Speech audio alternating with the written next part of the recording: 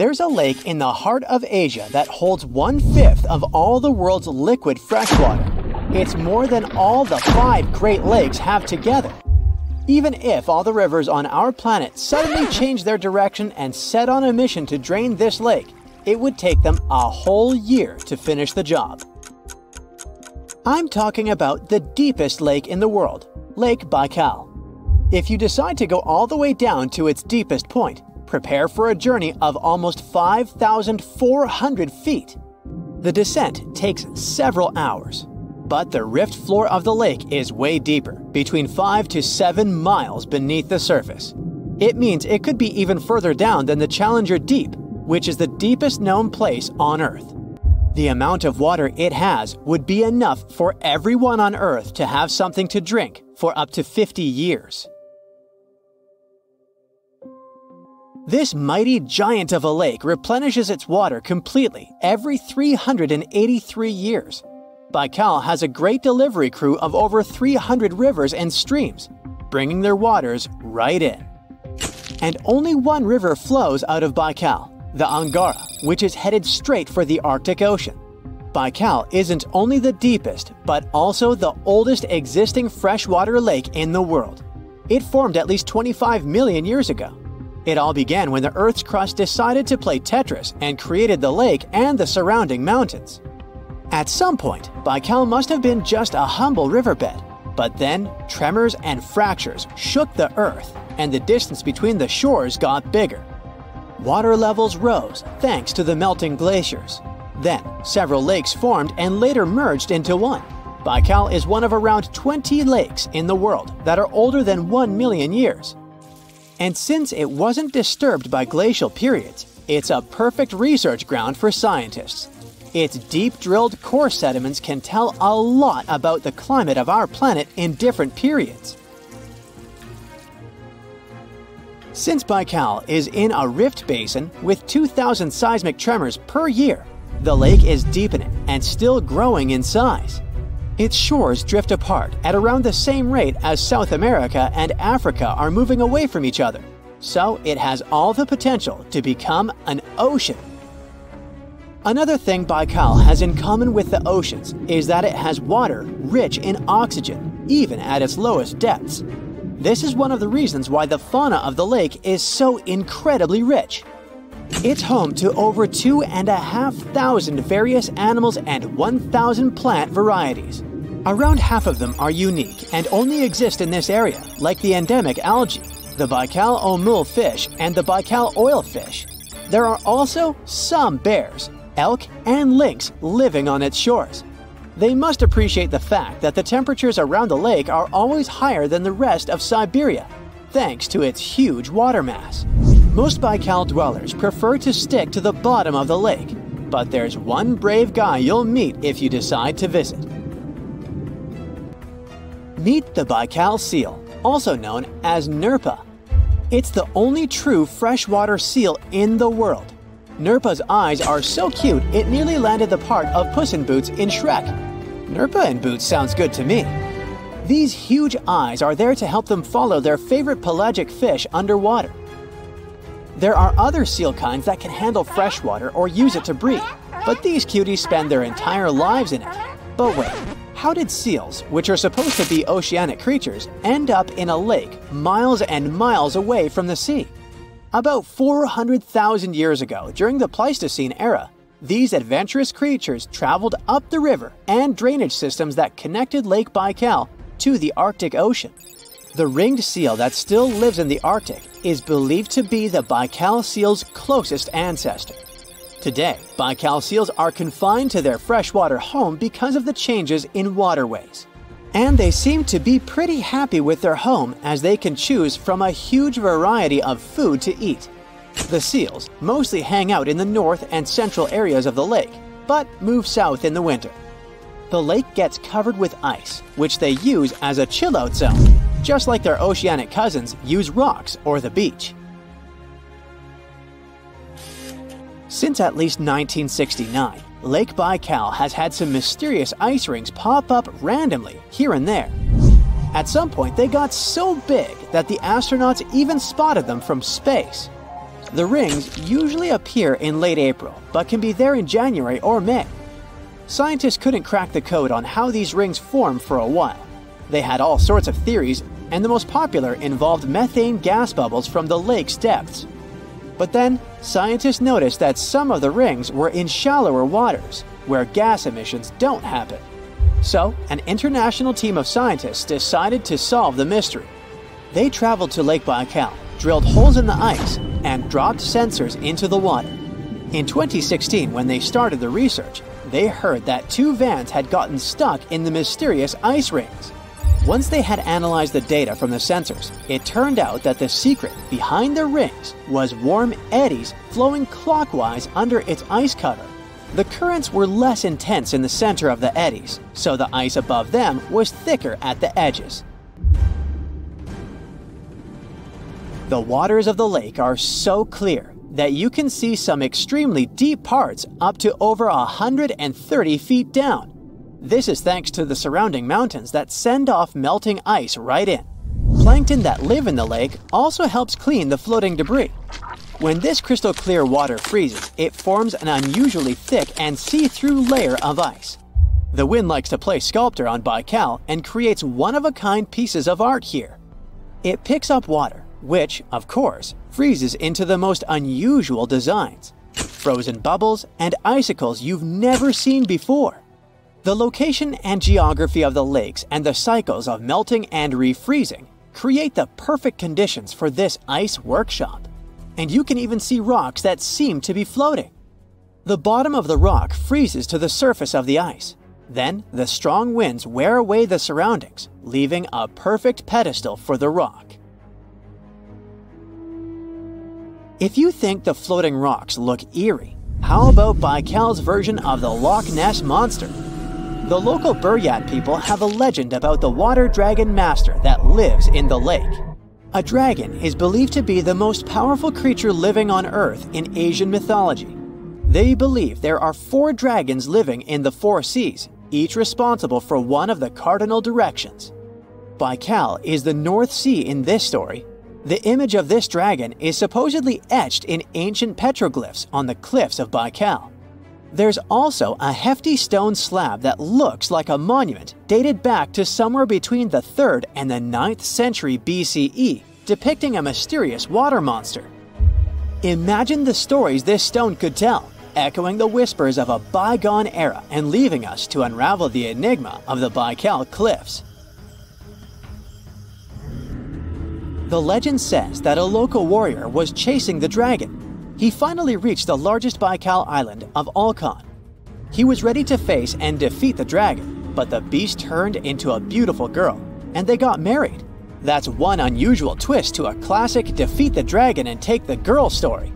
So, local legends describe that dragon as a giant sturgeon with an almost gator-like snout and armored body. In reality, the mythical monster must be one of the many huge fish living in the lake.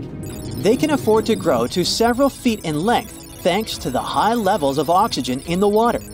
Beluga sturgeon can weigh several thousands of pounds, lives up to 50 or 60 years, and never stops growing. It looks like a prehistoric creature that came from the time of dinosaurs. This scary beast is called the basking shark. It can grow up to 39 feet. People have only reported 3 of them in the past 160 years.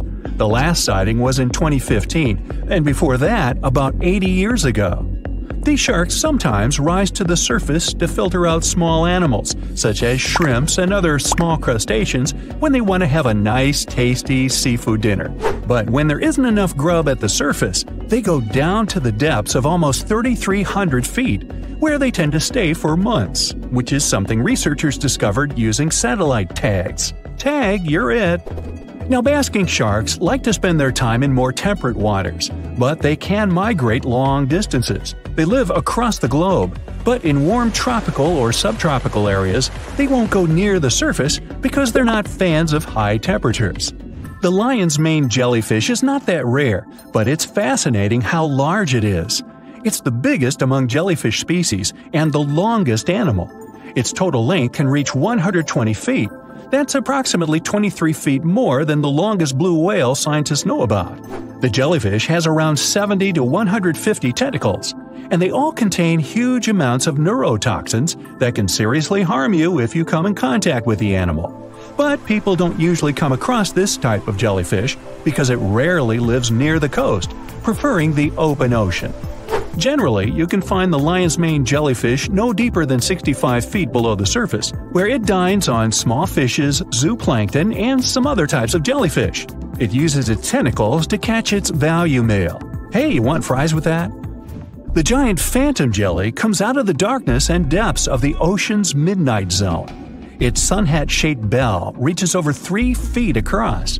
This bell trails 4 ribbon-like mouth arms that can be up to 33 feet long. This quite rare creature uses its mouth arms to catch unfortunate animals swimming around and not knowing what's coming for them. Giant phantom jelly propels itself through the water with periodic pulses coming from its orange head. It glows faintly and mysteriously in the pitch-black depths. It lives across the globe in all the oceans except for the Arctic. I'm guessing it's too cold. Because of its odd shape, people often call the oarfish the dragonfish or sea serpent. It's about 26 feet long, which makes it the longest bony fish we know about, and lives at depths of 3,300 feet. Oarfish spend most of their time in the deep, dark parts of the open ocean in tropical and subtropical areas. They almost never come to the surface, unless, invited. It's a ribbon-shaped and shiny silver creature with a long red dorsal fin and red oar-like pelvic fins. Its body has no scales and is very thin. The fish can grow to a length of about 30 feet and weigh 660 pounds. Oarfish have really big eyes that help them see better in their dark, scary surroundings. The frilled shark is definitely one of the gnarliest-looking marine animals out there. If you saw it somewhere, you'd probably think you went back to the age of dinosaurs. Yup, the frilled shark is a prehistoric creature because its roots go back 80 million years. This living fossil can grow to be 7 feet long. It got its name from its frilly gills. Even though frilled sharks have the shark part in their name, they swim similar to an eel in a distinctly serpentine way. Its mouth is terrifying.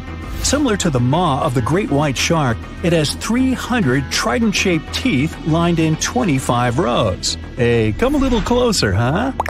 Researchers discovered this creature in the 19th century, but people rarely see it, and no wonder. It usually lives at depths of between 390 and 4,200 feet. Most of the time, the frilled shark feeds on squid, swallowing them whole. Its long jaws allowed the frilled shark to gape extra wide and swallow animals half as long as its entire body. Goblin sharks are very rare. Researchers have spotted fewer than 50 of them in more than 120 years. But maybe that's for the best, since we're talking about a pretty scary fella with a narrow snout and sharp teeth. It's also capable of thrusting its entire jaw outward when it wants to catch something. Sounds familiar. As it's lurking through the dark depths of the ocean, a goblin shark sees a small squid that looks quite yummy. The dangerous animal inches toward the squid. When the poor creature notices the predator, it tries to dart away, but it's too late. The shark has already thrust its jaw the whole 3 inches out of its mouth. This jaw is connected to the flaps of skin the shark can unfold. This helps a lot because the goblin shark is a sluggish animal, so it's pretty hard for it to chase its food. After finishing its lunch, the goblin shark puts its jaw back in its mouth and swims away as if nothing's happened. Goblin sharks mostly live at the bottom of the ocean. Like many other shark species, they prefer swimming alone. Here's a silver-colored creature with very rough skin. That's the ocean sunfish, with a total length of almost 11 feet. Its other name is mola. The ocean sunfish is the heaviest of all bony fish out there. People sometimes call it a swimming head because of its bizarre appearance. These creatures have such a weird shape because they're born with a back fin that never actually grows. It just folds into itself as the animal matures and creates a rounded rudder. The sunfish is a bit clumsy. It moves with the help of its mighty fins that allow the animal to swim on its side. This marine inhabitant is a solitary creature. It mostly feeds on zooplankton and jellyfish. The spotted wobbegong is one of the world's rarest sharks. It grows to be more than 10 feet long. It may not look as terrifying as some of its shark relatives, but it's pretty good at catching unsuspecting animals swimming past, mostly during the night. The animal has a spiracle, which is why it can breathe while staying still at the bottom of the ocean. It's motionless most of the time, which is why you can barely notice it. Its flat body and large pelvic and pectoral fins blend in with the underwater terrain. That's why they're so good at hiding. This ability helps when these sharks want to protect themselves too. Wobbegong means carpet shark. They usually live close to the ocean floor in coral reefs, on sandy bottoms, and under piers. People have even spotted the shark in the water that is barely deep enough to cover its flattened body. Now, blobfish lack teeth and bones, so they can't actively hunt. Since they don't have much muscle mass, they can barely move around. Hey, I had a roommate like that once. They get their energy from animals they scoop up from the seafloor. They also know how to conserve this energy. That's how it usually goes with deep-sea creatures. They don't have as much food as those animals that swim closer to the surface. Instead, they have special body mechanisms that allow them to save energy for the times when they don't have much to eat. Pressure at the depths where the blobfish lives is 120 times as high as that at the surface. That's why the bizarre creature looks like a weird gelatinous mass only when you bring it up to the surface. The pressure here is not strong enough to keep its body together.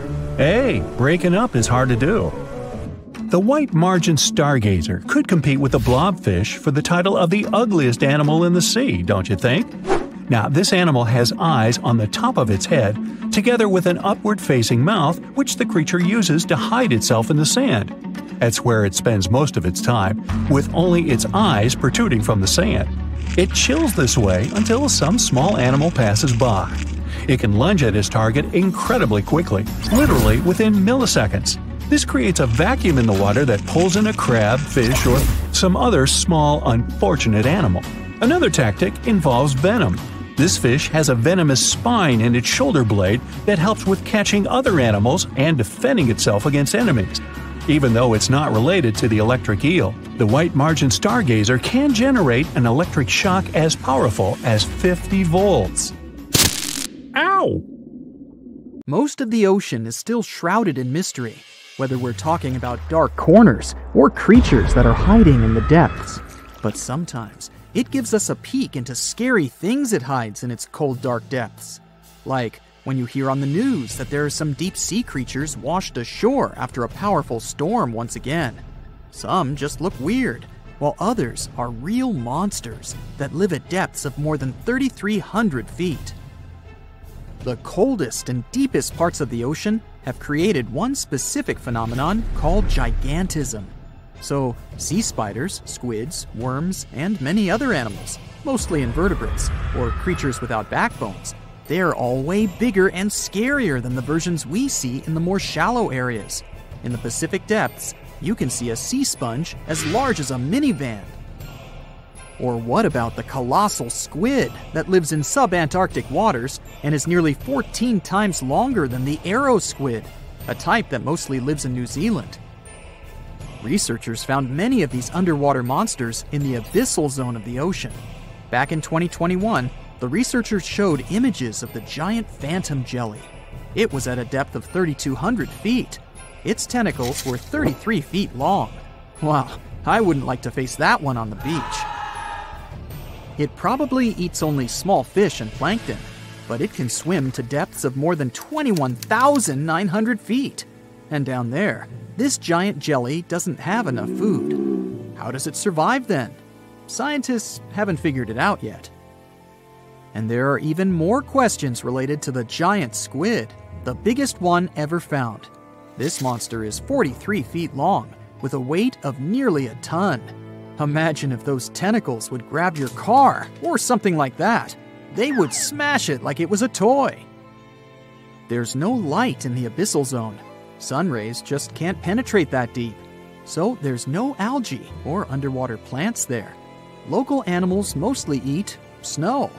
Marine snow is not like the regular one you build a snowman with. It consists of any small flakes or remains that fall from the surface of the ocean. Maybe even some leftovers that animals up there couldn't eat. So it's not much.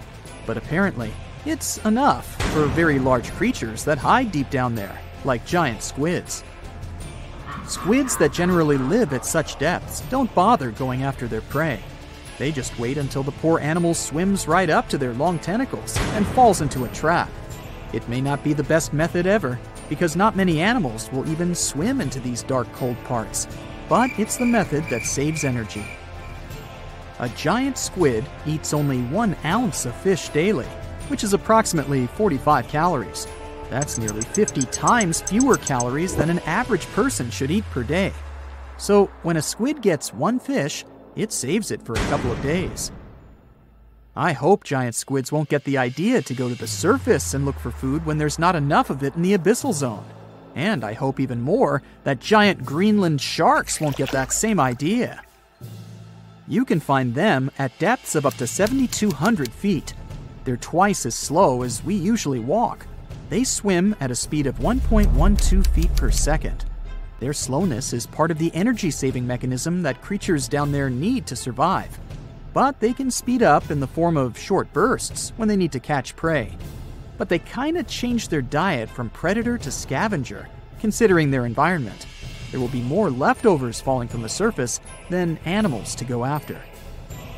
Greenland sharks grow just 0.4 inches per year, and they're mostly 20 feet long, which means they live for a very long time, sometimes up to 400 years. They also have a slow metabolism, and that's one of the main factors for their long life, too. Greenland sharks like to spend their time in cold waters. They're adapted to that, since their tissues have specific chemical compounds that prevent the forming of ice crystals all over their body. That means they have some sort of natural antifreeze. So what makes them so big? Scientists are still not sure, but some theories try to explain it. There's this thing called Kleiber's rule that says bigger animals tend to be more efficient. Just take a small fish and compare it to a whale with a mass hundreds of times bigger. The whale has a greater metabolism. It conserves energy more efficiently and loses less of it to the surroundings through heat. Moving on, bigger animals can ingest bigger prey. They're more likely to go through tough issues in their environment or defend themselves from predators going after them. Also, the body gets bigger when temperatures are lower. The Greenland shark is a perfect example. So are giant sea spiders. Sea spiders are generally common, and you find some very small ones at 0.04 inches. But in deeper parts of the Antarctic, they become 3-foot-long giants. They grow so big because the cold water has more oxygen. That way, more of it diffuses into the animal's body, and that allows it to grow bigger. Yeah, both as a creature and a nightmare. And how about this giant tube worm? Researchers found it accidentally while they were exploring the mysteries of the Pacific Ocean floor. They stumbled upon unusual hydrothermal vents. Volcanic heat is a thing that gets them going. As water seeps down through faults or cracks in the rock, these vents change their direction. When the water gets out of the vent, it's rich in different minerals and chemicals. Most animals wouldn't survive being around this toxic soup of chemicals, but not these tube worms. They came as a true surprise, because not only are they not bothered by these toxic vents and the almost boiling temperature of the water, but they developed entire ecosystems there. They're unique because they don't need sunlight to survive. Instead, small bacteria are their main source of energy. That bacteria gets their energy directly from these toxic chemicals. So it's not photosynthesis, but a process called chemosynthesis. And these tube worms don't have mouths. These bacteria live inside them. Strange story, huh? Plus, these scary worms reach up to 8 feet. Giant isopods are no better either. They lurk at the depths of the ocean of 1,640 feet or more below, far away from the sunlight, looking like some monstrous wood lice. They spend most of their time on the seabed, hoping to find some food falling from higher levels of the ocean. Check out their small hooked claws at the ends of their legs. Isopods use them to remain more stable while moving around the ocean floor. Since there's no light, they have long antennae that help them feel their way around. These sensory antennas are about half the length of their body. Giant isopods have pretty big eyes compared to their body size, too. They can grow over 12 inches from head to tail.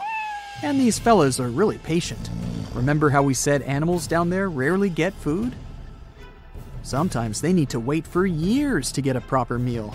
That's why their metabolism is amazingly slow. 5 years later. They can go for 5 years without eating anything. Imagine that. I get hungry just talking about this. In 2006, a biologist did research to compare the differences between the shallows and the deep sea regions. He realized the deep sea mirrors the island rule.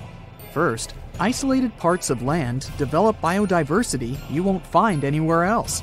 Second, small-bodied life there grows much bigger when it's isolated, compared to life on large land masses. Resources are limited, but also competition and predators. And we don't know much about these deep-sea creatures. It's too expensive and too complicated to carry out such research. So we'll just wait for more raging storms to show us at least part of the monstrous world cold ocean depths hide. Today, I'm going to tell you about creatures that had unique features which allowed them to grow to incredible sizes. They were some of the most impressive animals to have ever existed on our planet. The Argentinosaurus is a genus of sauropod dinosaurs that lived approximately 97 million years ago in what is now South America. Scientists think it was one of the largest land animals ever, with a length of up to 100 feet and a weight of up to 100 tons. A farmer stumbled upon a giant leg bone while tending his cattle. That's how he discovered the first fossils of the Argentinosaurus in Argentina in 1987. Further excavations uncovered more bones, revealing a massive dinosaur that would have dwarfed most other animals of its time. The Spinosaurus, meaning spine lizard, is a genus of theropod dinosaur that lived around 97 million years ago in what is now North Africa. It is believed to be one of the largest carnivorous dinosaurs to ever exist, with a length of up to 60 feet and a weight of up to 23 tons. The Spinosaurus is known for its distinctive elongated sail-like structure on its back. It was likely used for thermoregulation. It also had long crocodile-like jaws that were lined with sharp teeth. This allowed the creature to catch and eat large prey, such as fish, crocodiles, and other dinosaurs. The first fossils of the Spinosaurus were discovered in Egypt in 1912. The sperm whale, Physeter macrocephalus, is a species of toothed whale that is the largest toothed predator on Earth. It also has the largest brain of any animal species. It is found in oceans all over the world and can dive to depths of up to 7,000 feet in search of food. You can easily recognize sperm whales by their massive, block-shaped heads, which can measure up to 1/3 of their total body length. They have dark brown or grayish-blue skin and a distinctive wrinkled appearance. The Titanoboa is an extinct genus of a giant snake that lived approximately 58 million years ago. It is considered to be the largest known snake ever. It could grow up to 42 feet and weighed around 2,500 pounds. The first fossils of the Titanoboa were discovered in a coal mine in Colombia in 2004. This discovery meant a lot because it provided insights into the size and behavior of snakes during the Paleocene era, as well as the overall climate and ecosystem of the time. The blue whale, Balænoptera musculus, is the largest animal on Earth, measuring up to 100 feet in length and weighing as much as 200 tons. These marine mammals are found in oceans all over the world and can live up to 90 years. Blue whales have a long, streamlined body that is usually blue-gray in color with mottled patterns. They have a small dorsal fin and 2 pectoral fins that are about 1/3 the length of their body. Blue whales feed on tiny shrimp-like creatures called krill, and they eat a lot. A single adult blue whale can eat up to 8,000 pounds of krill in a day. The Leadsichthus is an extinct genus of large, bony fish that lived during the Jurassic period, approximately 155 million years ago. It is believed to be one of the largest fish that have ever lived. Some estimates suggest that it could grow up to 55 feet in length. The first fossils of Leedsichthys were discovered in England in the 19th century, and more recent discoveries have been made in other parts of Europe, South America, and Africa. Despite its enormous size, the Leedsichthys was a filter feeder, similar to modern-day whale sharks, and likely fed on plankton and other small organisms. The creature did it by simply swimming with its enormous mouth open, filtering water through its gills. The pterodostro is an extinct species of flamingo-like birds that lived approximately 35 million years ago. They were relatively small birds with a wingspan of about 2-3 feet. And they were known for their distinctive long, narrow beaks equipped with comb-like structures used for filter feeding. The pterodostro lived in shallow bodies of water, like lakes and lagoons, and mostly fed on small crustaceans and other tiny organisms. The animal filtered them from the water using the comb-like structures on the inside of its beak while swimming through the water. The African elephant is the largest land animal on Earth and one of the most recognizable ones. There are two species of the African elephant, the savanna elephant, Loxodonta africana, and the forest elephant, Loxodonta cyclotis. You can see them in various parts of sub-Saharan Africa. These creatures can be identified by their large size, gray skin, and long trunks. African elephants can grow up to 13 feet tall and weigh up to 14,000 pounds, depending on the species and gender. The Bermuda Triangle is one of the most heavily traveled shipping routes in the world. Some skeptics believe that this fact solves the Bermuda Triangle mystery. Statistically, the busier the area, the higher the frequency of accidents and disappearances. While this makes sense, it's not the frequency of disappearances that's responsible for the mystery of the Bermuda Triangle. It's the lack of explanation or wreckage found.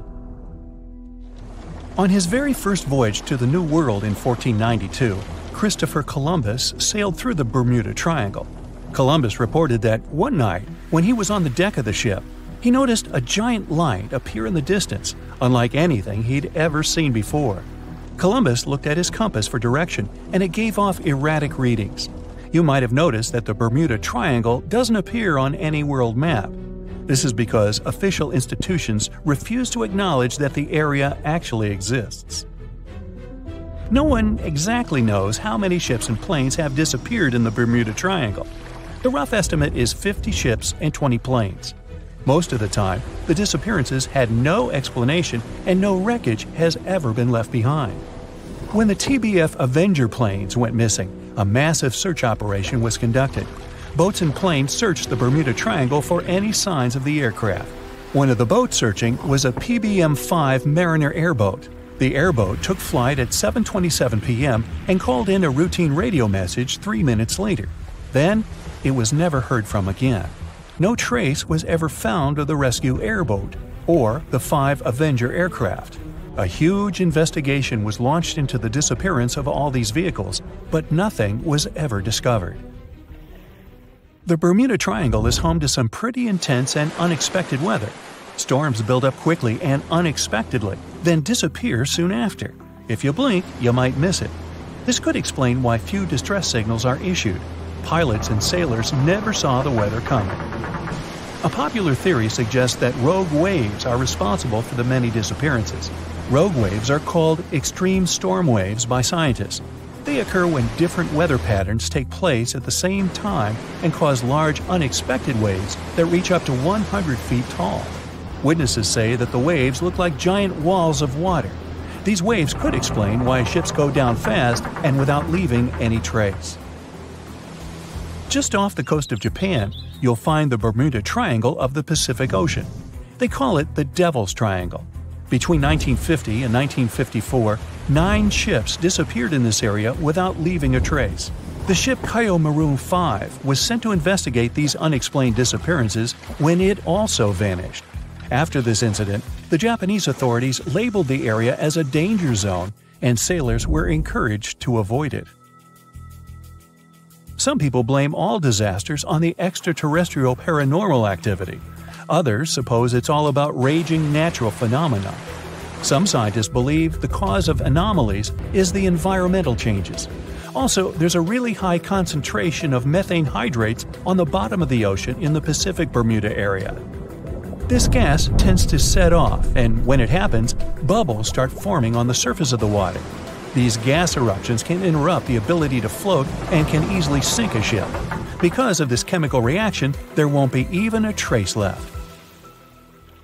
Underwater volcanoes are said to be another possible explanation for the Japanese Dragon's Triangle.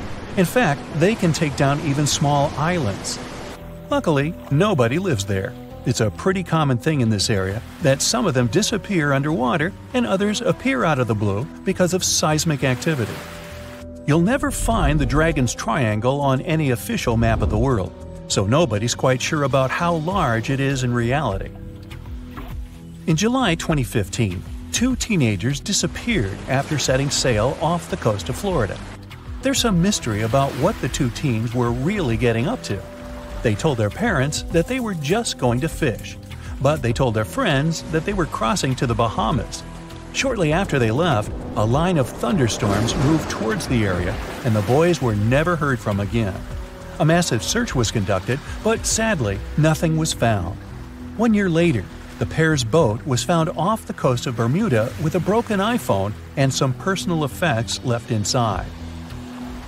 One of the most popular and bizarre theories trying to solve the Bermuda Triangle mystery comes from Charles Berlitz. He insists that the area is home to the lost city of Atlantis. The missing ships and planes and malfunctioning equipment, according to him, were all caused by rays of energy let out by the special energy crystals that power Atlantis.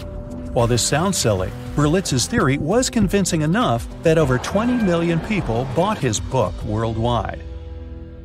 Previously, the compass wouldn't work well in the Bermuda Triangle since the lines of the 2 poles coincided here, true north and magnetic north. But if you fall into this line, your compass will behave strangely. But the magnetic north is constantly shifting, and now it's far beyond the triangle. No legend says pirates of the last centuries operate in the Bermuda Triangle, or that the Flying Dutchman makes other ships disappear. A popular theory is that ships travel to the distant past or future through a time portal in the Bermuda Triangle. Fortunately, these are all myths. Just imagine hundreds of giant tentacles reaching out to a group of ships sailing through the Bermuda Triangle. In the past centuries, they could easily sink an entire fleet, since the ships were made of wood and were lighter. Squids wrapped decks with their strong tentacles, made holes in the ship's hulls with their sharp beaks. Toothy suction cups could break the masts and tear the sails. The water was filling the holds and slowly rising to the deck. The ship sank in a matter of minutes. Survivors reached the shore and told everyone about huge monsters. This is how the legends of the Kraken appeared. Fortunately, now people have sonars and equipment for monitoring the sea space. They say the main reason why this place is so enigmatic must be the magnetic fields that form this ominous triangle. Ocean floor is made of rocks containing a lot of magnetite. It's more like iron. Magnetic fields react to the high concentration of magnetite on the ocean floor, which may start a sort of conflict between the two.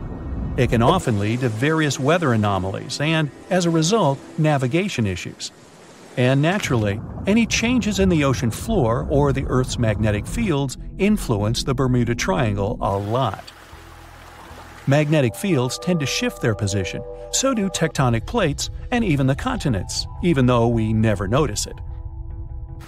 The skies are usually very clear there, but back in 1883, some people witnessed abnormal things in the area. Some claim to have seen large blocks of ice falling from the skies, and the crew even managed to save one as hard proof. Seems like the Bermuda Triangle has an alternate not only on Earth, but even in space. Spacecraft usually don't disappear into thin air, though, like there's no air. This anomalous area is really large and stretches right above the South Atlantic. It occupies the area from Chile to Zimbabwe and sits right at the point where Van Allen radiation belts are the closest to the surface of our planet. The Earth has 2 such belts, which come in handy trapping the particles that shoot in from the Sun. They do a great job protecting the Earth from radiation. The magnetic field there is lower, so it allows the Earth's radiation belt to come closer to the surface. Whenever a satellite passes by, it will be exposed to radiation which might lead to serious damage. So, no satellite can take pictures of it. The South Atlantic anomaly is part of the Earth where natural radiation just flows out of control. Still, there is little evidence that all these triangles are really dangerous. Many believe the Bermuda Triangle itself has been proven time and again to be nothing but a work of fiction. In fact, some shipwrecks, such as the Ellen Austin, gained popularity in the middle of the 20th century, while nobody even thought of drawing a triangle in the Bermuda area before that. The mystery was popularized by science fiction writers and became a common myth, while no serious research proved it any more dangerous than other parts of the world's ocean. So, the crew of the Ellen Austin back in 1881 weren't even aware of the Bermuda Triangle back then, let alone afraid of it. What do you think?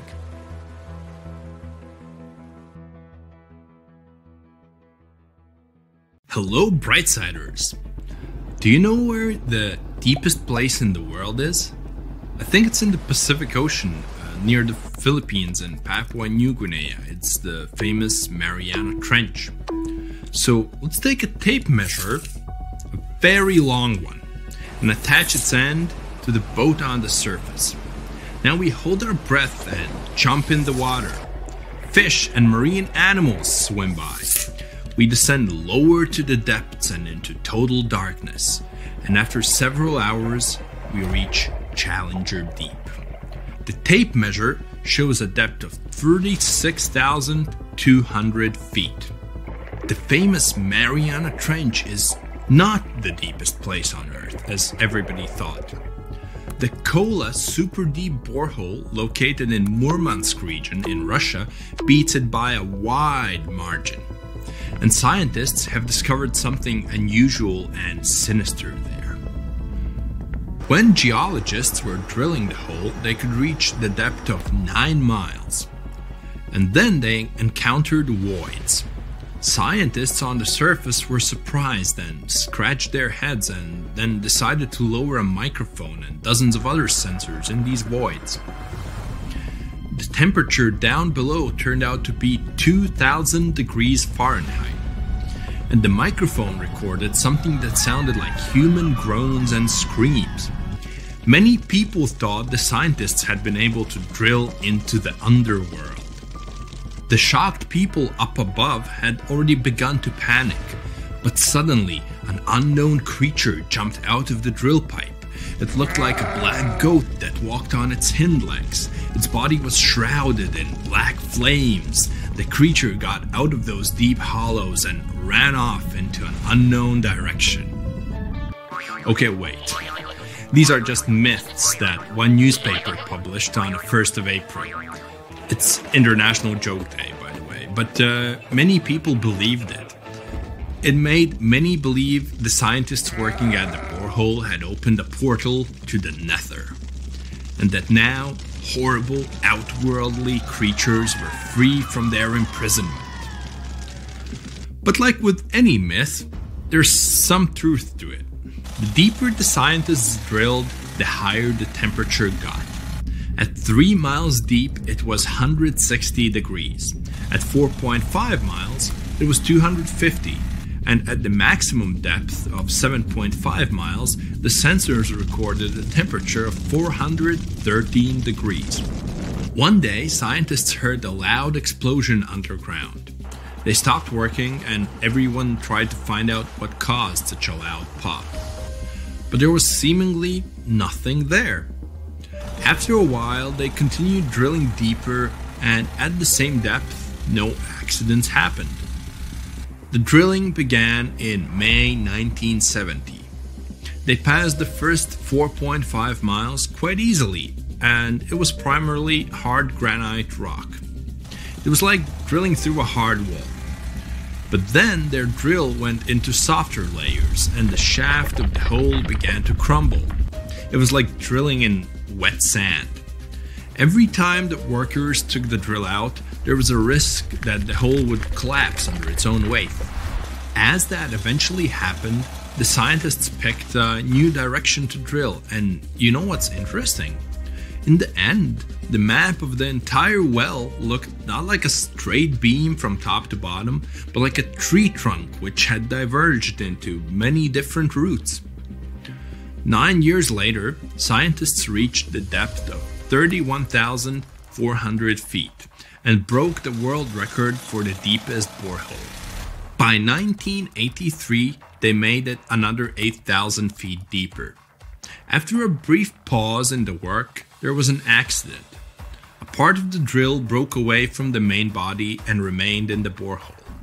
For several months, scientists tried to extract the drill, but nothing worked, and they had to return to the depth of 4.5 miles and start all over again.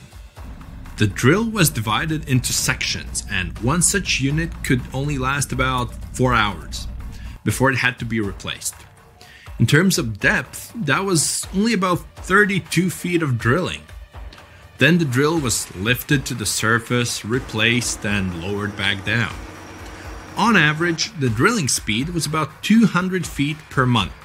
That's like a 20-story building. In 1990, 20 years after the work had begun, scientists reached the final depth of 40,230 feet. That's like 100 soccer fields down. And after another accident, the work stopped. Guinness World Records registered the Kola Super Deep Borehole as the deepest borehole in the world. It's like Mount Everest plus 9 Empire State Buildings on top of it. One of the most unusual discoveries at the Kola Super Deep Borehole was that the soil at the depth of about 2 miles almost perfectly matches the composition of the surface of the moon. It has given us more insight into how our ancient satellite appeared and formed. It seems that in the early stages of Earth's formation, a giant asteroid crashed into our planet. With that kind of force, it caused an explosion so powerful that part of our planet broke off and flew upward. This chunk of Earth remained in our planet's orbit, cooled, and later formed into the moon we know today. Another surprise for the workers was the presence of gold. There was about 2.5 ounces of gold for every ton of soil lifted. The deeper the scientists went, the older the rocks were. In layers of rock about 2.8 billion years old, they found fossilized remains of living organisms. It made the world of science bubble with excitement, as it meant that life on our planet appeared 1.5 billion years earlier than first thought. In the early 1990s, they shut down the drilling project. Gradually, the buildings around the borehole and the drilling equipment were lost. Today, a lot of tourists visit the place. It's because of those same myths about creatures from the underworld. Yes, there's a hole 7.5 miles deep under that rusty lid. But the scientists working there never reached their goal. They wanted to drill into the Earth's mantle, but to do that, they would have had to dig down to a depth of about 44 miles. At 200 feet per month, it would have taken as long as 80 years. That's assuming no accidents happened. But the deeper it goes, the more interesting it gets. A few years ago, they found a massive amount of water deep underground. Somewhere up to 370 miles down, there's a substantial ocean billions of years old, and the amount of water there is several times greater than in all the oceans, seas, and rivers combined on the surface of Earth.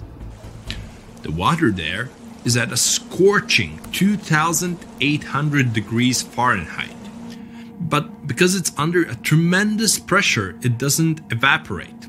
It's encased in a crystalline structure of minerals. This ocean was formed in the early stages of our planet's development, when there was only hot lava and debris of space bodies around.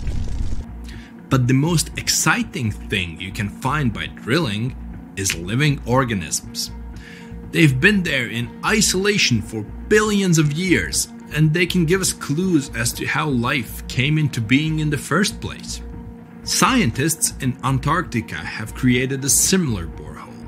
An entire lake half the size of Lake Ontario was discovered under the thick ice. The amount of water in this lake is only 3.5 times less than in the Lake Baikal, the largest lake on Earth by volume. The ice that hides this lake is at least 20,000 years old, and the water beneath it has been isolated from the outside world for about 15 million years. While drilling, scientists lifted a chunk of ice from deep down below and found an unknown bacterium on it. Its genetic code was only 86% similar to known living organisms. That means that we've never seen bacteria like this before, or it had come from outer space. But that's just a theory. We know that these bacteria can live in unusual conditions and at water temperatures below freezing. The composition of underground lake water is also different from what we're used to. There's a lot more oxygen and carbon dioxide in it. Add to these conditions complete isolation, and we get living organisms that have developed and evolved in a completely different way. Do you understand what it means? The study of deep organisms may give us a clue as to whether life could exist beneath the ice on other planets or their moons. For example, Saturn's moon, Enceladus, has ice 24 miles thick. There may be an ocean underneath, which is heated by thermal springs. That's all for today. And guys, remember, let's become smarter every day together with Brightside. Wanna high-five a sea creature? Well, put your hand up for the Tasmanian red handfish. This fish doesn't swim like a fish. It walks. It uses its flipper-like hands to stroll around on the ocean floor. These bottom walkers are disturbed by swimmers and boats a lot. Some people even want to take them home as pets. I think it's better to just give them a wave and swim on by. The vampire squid. Its species name is Vampiroteuthis infernalis, which translates to vampire squid from hell. Oh yes, this vampire squid means to terrify everyone with its name, its dark red color, its spikes at the bottom, and the scary fact that it can basically turn itself inside out. The vampire squid loves putting on a good show, but it's as harmless as a kitten is to humans. It's as if Dracula scared the pants off you, but he didn't have blood-sucking fangs. The vampire squid feeds on food particles from plants and animal matter floating near the ocean's surface. Since they're not predators, they need good defensive strategies, and their vampiric look is designed to ward off large creatures who want to eat them. Turning themselves inside out is a defensive mechanism since the spiky areas in the inner skin are more intimidating. They also shoot out a substance that does not have color, but is packed with bioluminescent particles to distract predators. The vaquita. Going out on a boat off the coast of Mexico sounds like the perfect vacation. The sun, the blue water, the most endangered sea creature. Wait, what? The vaquita isn't dangerous, but don't expect it to stick around to say hello or sign any autographs. It's incredibly shy. This little cow, that's what it means in Spanish, is one tiny sea mammal. With those black markings around its eyes, it looks more like a sea panda to me. Seeing one should make you feel very special. They're on the brink of extinction, mostly because they got caught by accident in fishing nets. It's estimated that there's only 10 left in the wild. The blue dragon.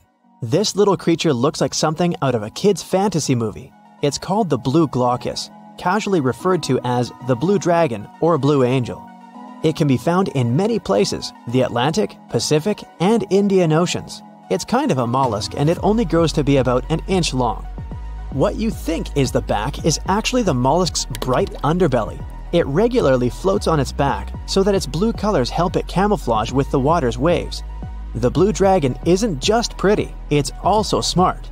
It usually feasts on Portuguese man-o'-wars, also known as Physalia physalis. The blue dragon stores their stinging cells for later use, in essence, stealing their defensive mechanisms.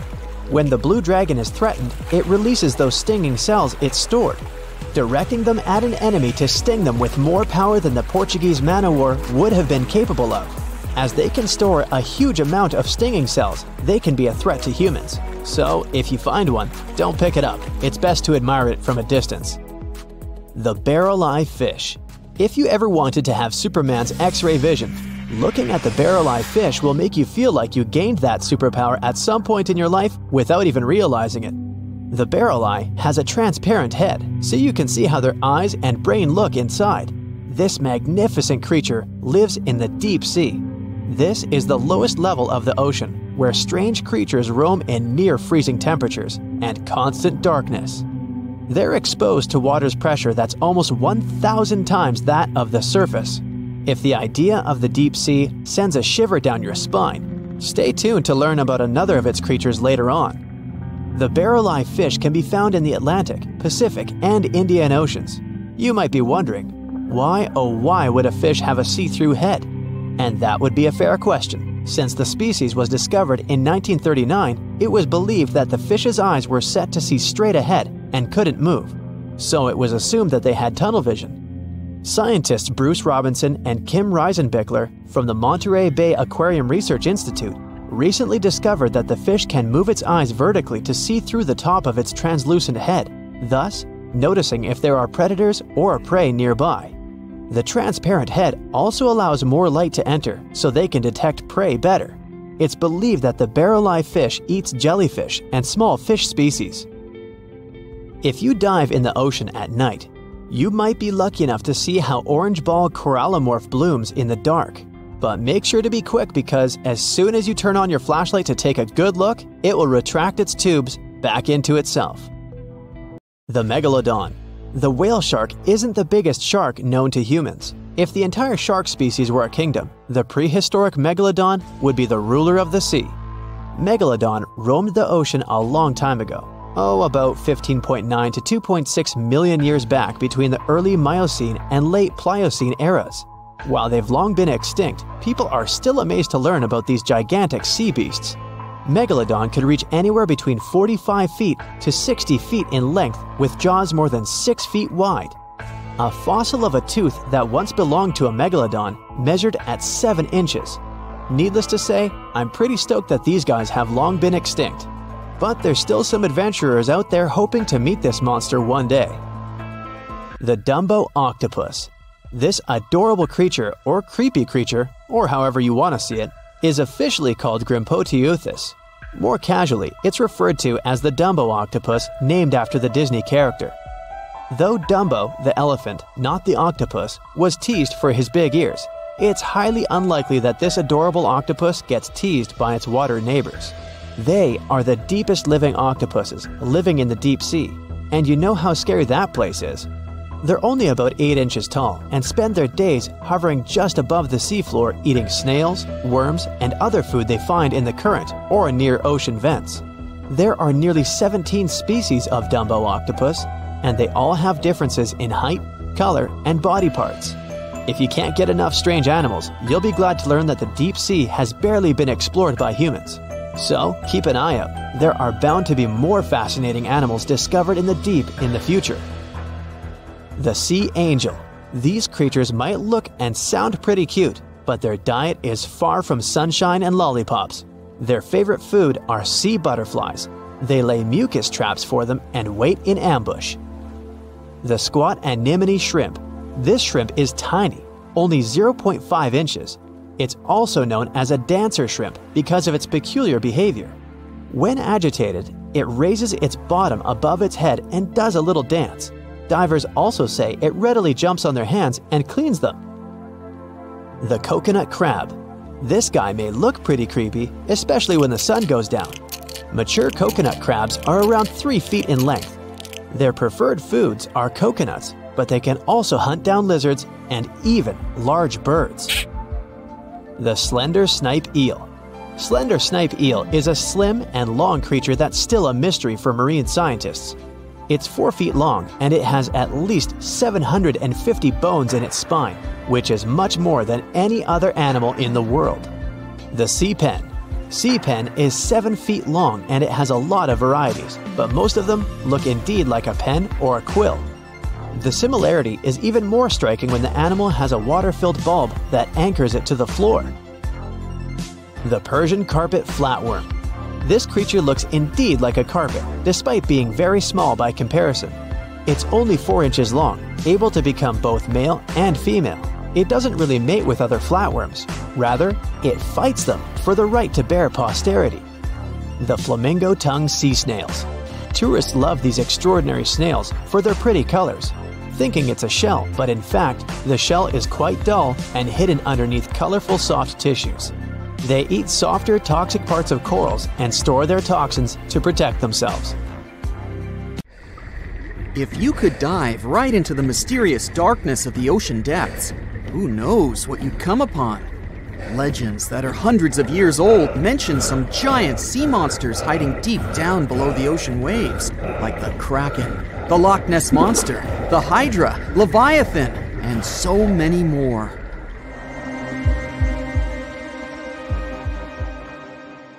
Okay, no one has ever seen such monsters, but there are still weird and unusually big sea spiders, squid, worms, and many other animals that grew way more than we'd expected.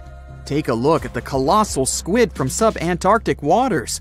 It's around 14 times longer than the arrow squid that lives near New Zealand. And deep down in the Pacific Ocean, there's a sea sponge as big as a minivan. Oceans contain about 96.5% of all water on our planet. Up to 80% of all life on Earth we've discovered is under the oceanic waves. We haven't explored, mapped, or even seen more than 80% of the ocean. In fact, we've mapped Mars better than we have the ocean bottom.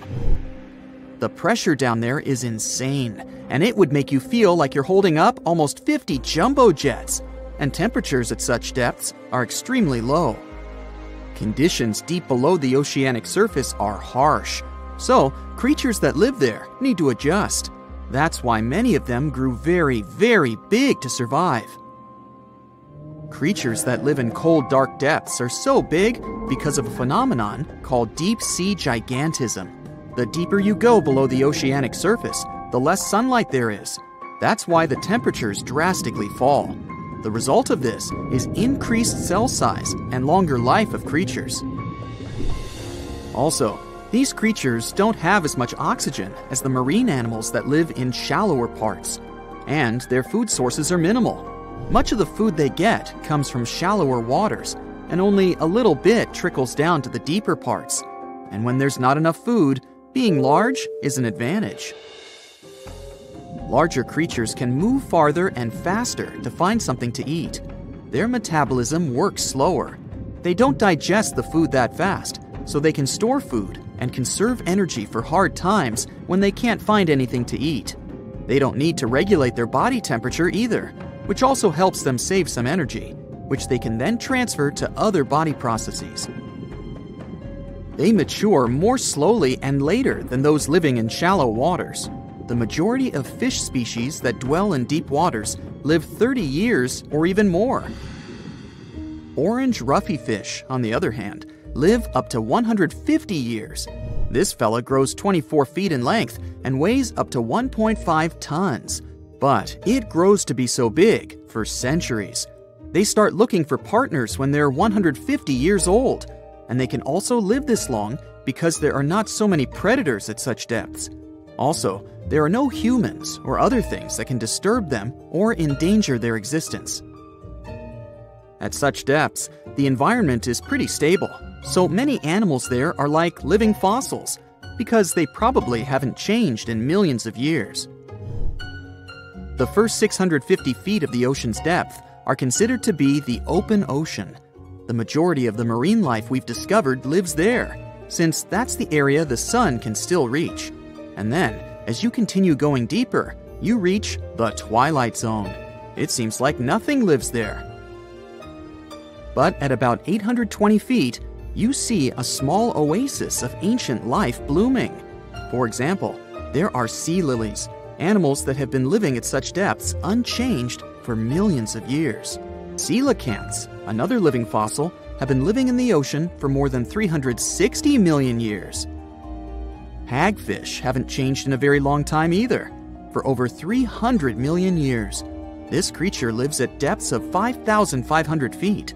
They evolved before the rest of the vertebrates, which is why this is the only living animal without jaws or a spine, even though it still has a skull.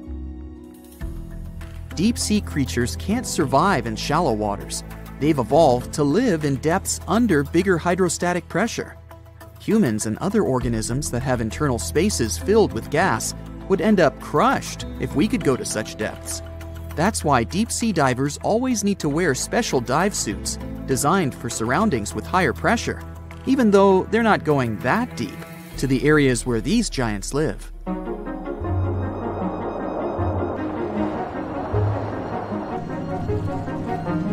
But near Antarctica, you can see gigantism way closer to the surface, like giant sponges, sea slugs, sea spiders the size of a dinner plate, worms, and even some enormous single-celled organisms.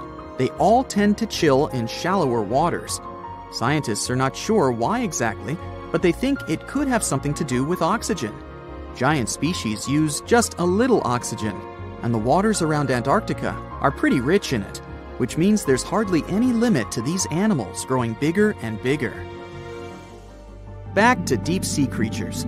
As mentioned, they had to adjust to strong pressure, so they almost don't have any air gaps in their body at all.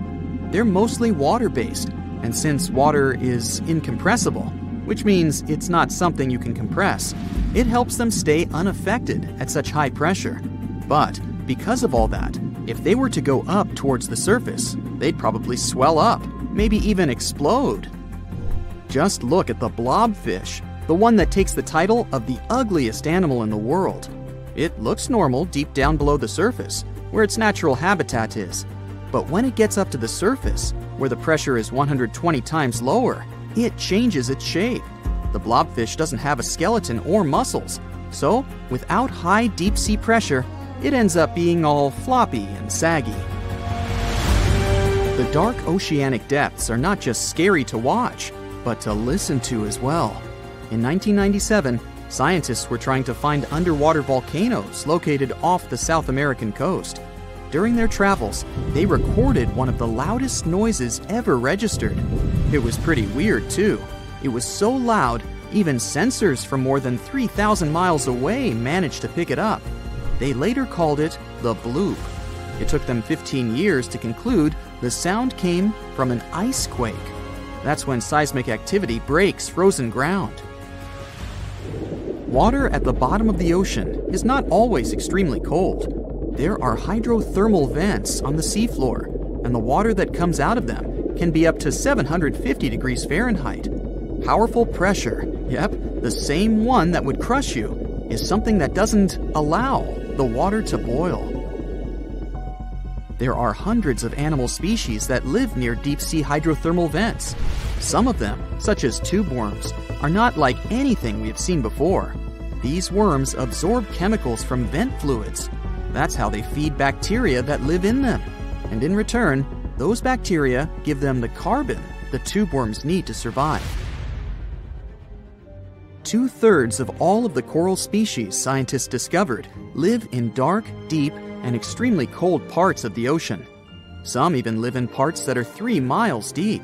They can survive at low temperatures, such as 28 degrees Fahrenheit. Some of these cold water corals are more than 8,000 years old. They form amazing structures that can rise up to 115 feet tall.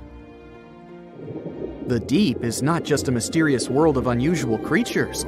The landscape under the oceanic surface is magnificent too.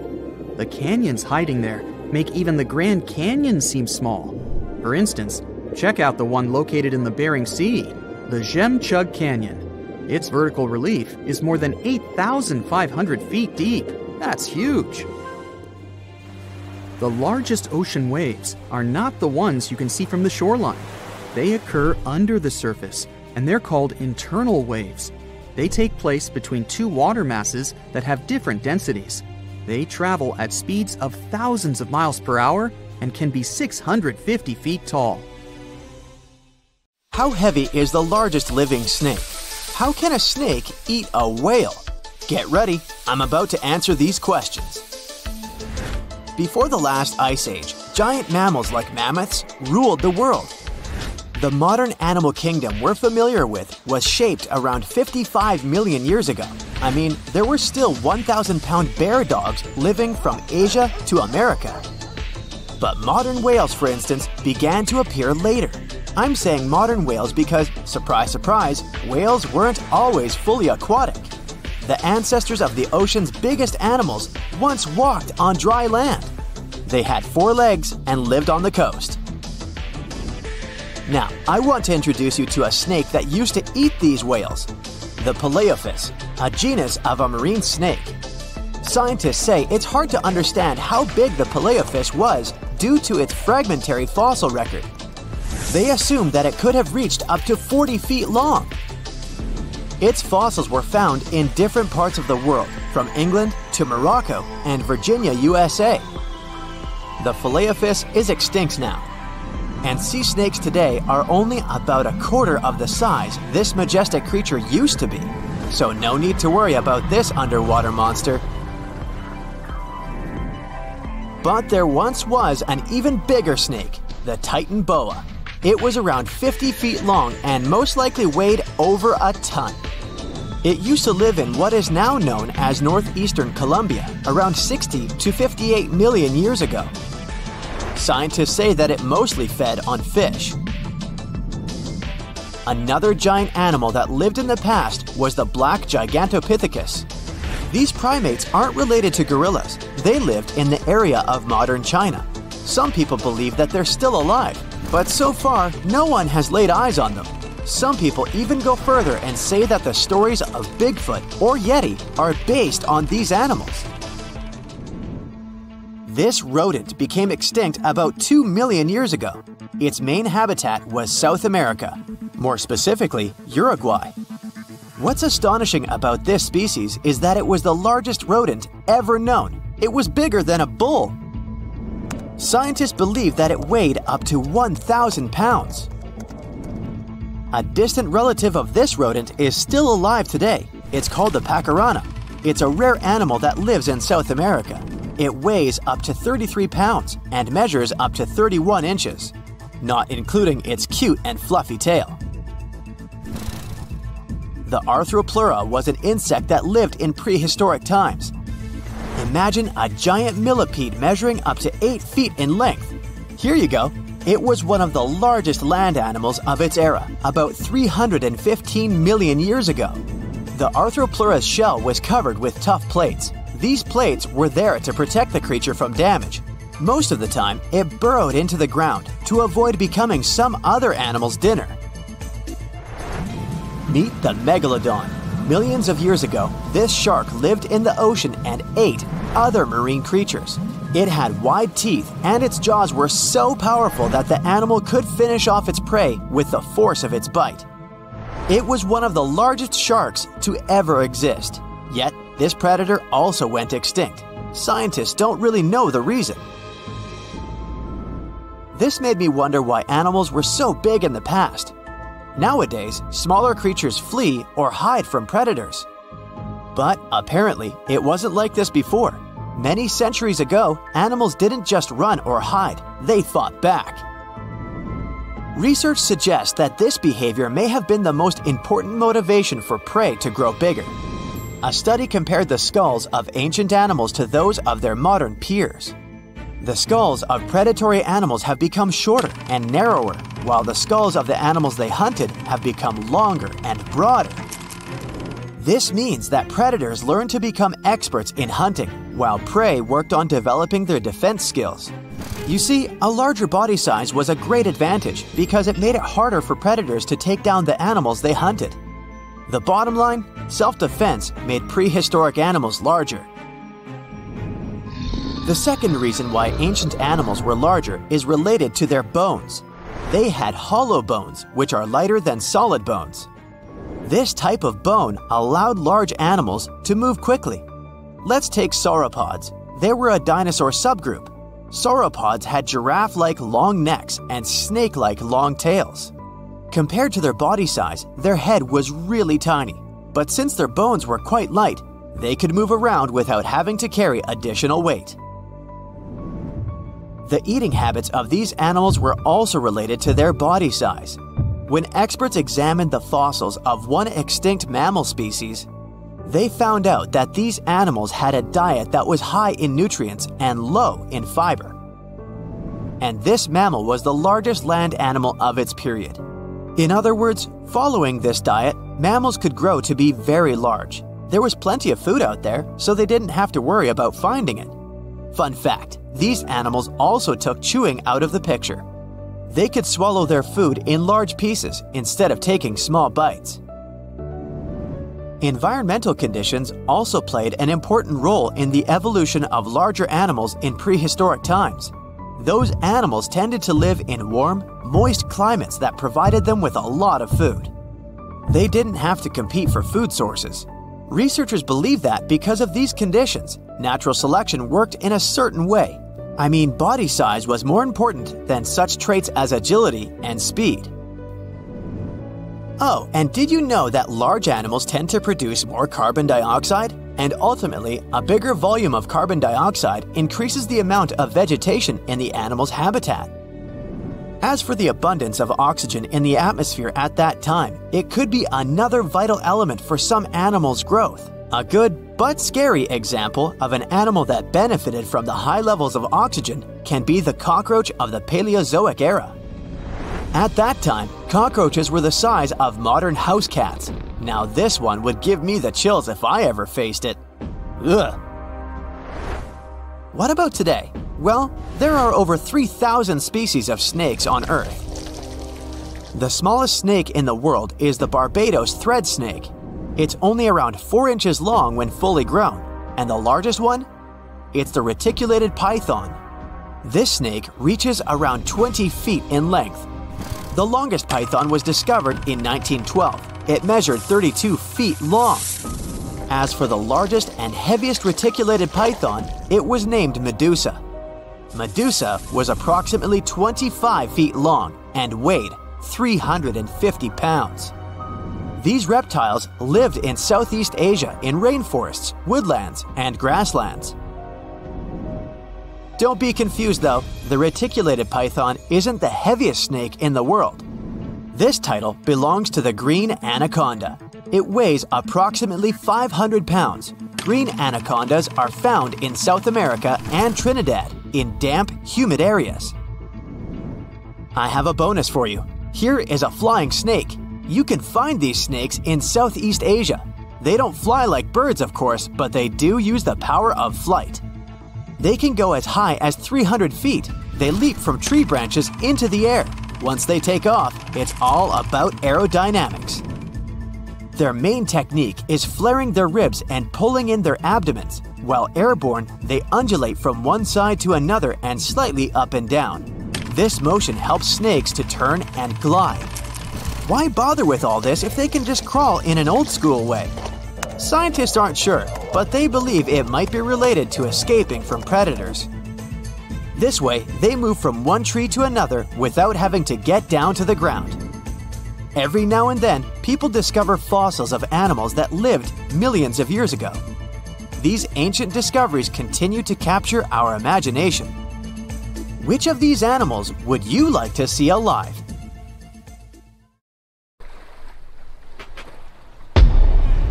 Many terrifying animals live deep beyond the waves, like this vampire squid living 3,000 feet below the surface in almost complete darkness. This animal has a cloak, like a vampire's. That's why it's called the vampire squid. Deep down at the bottom, it can't use ink to defend itself. So this animal has developed an unusual tactic. It glows slightly to scare away predators. If this tactic fails, the vampire squid can turn its body inside out, revealing tiny spikes. When you translate its scientific name, Vampiroteuthis infernalis, it literally means vampire squid from the nether. Despite its terrifying looks, it's a harmless ocean animal. This previous creature was not from space, but this object definitely is. Before Elon Musk found a way to reuse rockets, NASA would simply drop old ones after launching astronauts into space, most of the time in the ocean or deserts. In 2012, Jeff Bezos launched a mission to find the Apollo 11 rocket. They found it by using sonar, but it was in terrible condition. It was sitting on the bottom of the ocean, not far from the predicted site. They were able to rescue the engine and reconstruct 2 of them. The most famous lost city is Atlantis, but sadly, we still haven't discovered it. However, Heraklion was also just a myth until one British pilot saw something that looked like a city while flying over the Mediterranean Sea. He reported it, and 60 years later, a group of divers went there. They were shocked when they found an entire city underwater. It was loaded with artifacts that could tell us a lot about the history of the place. Now it's one of the best underwater archaeological sites in the world. It's believed that the rising sea caused the whole city to go underwater. The Titanic sank in 1912. The wreck was claimed to be officially discovered 74 years later. In reality, though, a fisherman found the Titanic 8 years earlier while fishing in the Atlantic Ocean. He was pulling out his net when he spotted a head stuck in it. Luckily, it was just a doll's head. Years later, after the fisher had passed away, his son sold the doll to a doll collector. She did a lot of digging and research on every person who had a porcelain toy on the Titanic. She found the owner of the doll. Ava Hart was on the Titanic and had a doll with her. Ava survived the catastrophe by a miracle, but her toy didn't. Hart even wrote about the doll in her journal, and every detail matched the toy found by the fisherman. The tripod fish lives deep in the abyssal zone, around 20,000 feet below the surface. It's adapted to such immense depths and uses its tripod fins to stay still on the bottom. This creature doesn't have big eyes, but even if it did, these eyes would be useless in the darkness. Instead, the tripod fish uses its fins like antennas to detect any movement in the water. This creature doesn't have much luck when it comes to its love life, so it had to develop unique tactics to reproduce. One fish can be both male and female. The next bizarre creature is the lizardfish. It has tons of razor-sharp teeth, a huge mouth, and really big eyes, which it uses for hunting. All this makes the animal look freaky. The lizardfish lives at depths of around 11,000 feet in the midnight zone, where there is zero light. This freak of nature basically eats everything it can fit inside its mouth, from small fish to other lizardfish. On the other hand, when they see other reptile fish, they probably fall in love instead, because finding mates at those depths is not an easy task. Like the tripod fish, the lizardfish can be both male and female at the same time. When you think of a river, you usually picture it on land. Still, nature is quite unpredictable, and it created a river flowing under the ocean in California. It's running at a depth of around 2 miles. This river has everything that an ordinary river has: sunken logs, trees, and rocks. And despite its uniqueness, it's not the only one in the world. There are also others in the Amazon and Greenland. A terrifying creature was discovered near Angola's coast by a remote operating vehicle.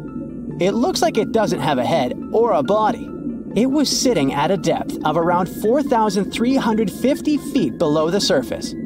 After doing research, scientists concluded it wasn't anything from a sci-fi movie, it was just a cluster of siphonophores stuck together.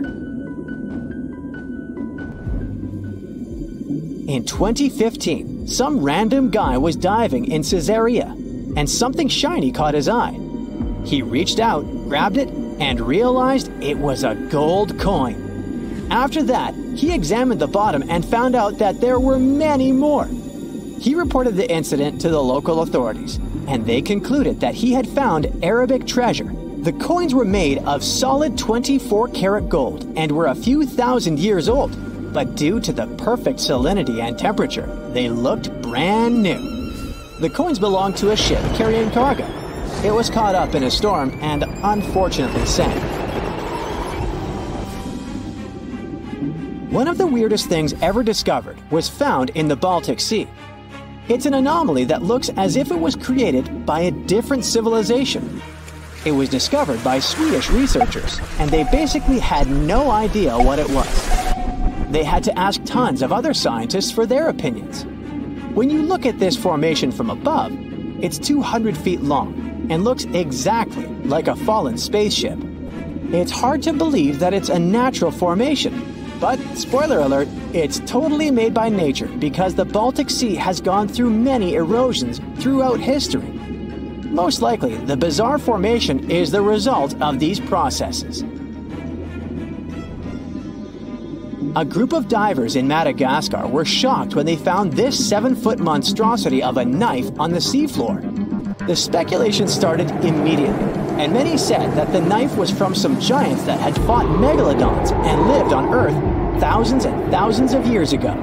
That could make a nice story, but the knife is most likely a movie prop that was lost at sea. One of the ocean's most bizarre animals is the frilled shark. It's believed that this fish is the reason for all those sea serpent stories that sea explorers of the past wrote about. These animals live pretty deep in the ocean, but sometimes they can be seen in shallow waters. It's super rare, but possible. The frilled shark has a big mouth sporting around 300 teeth. It also has a long body that looks like a lizard's, and it is truly a unique species of shark. Its prey can be half of its size because this shark's stomach is like that of a snake, and it can swallow huge fish or crustaceans. Spotting a few worms in your garden is no big deal, but after seeing a 26-foot long one in the ocean, you will make your wetsuit a little wetter.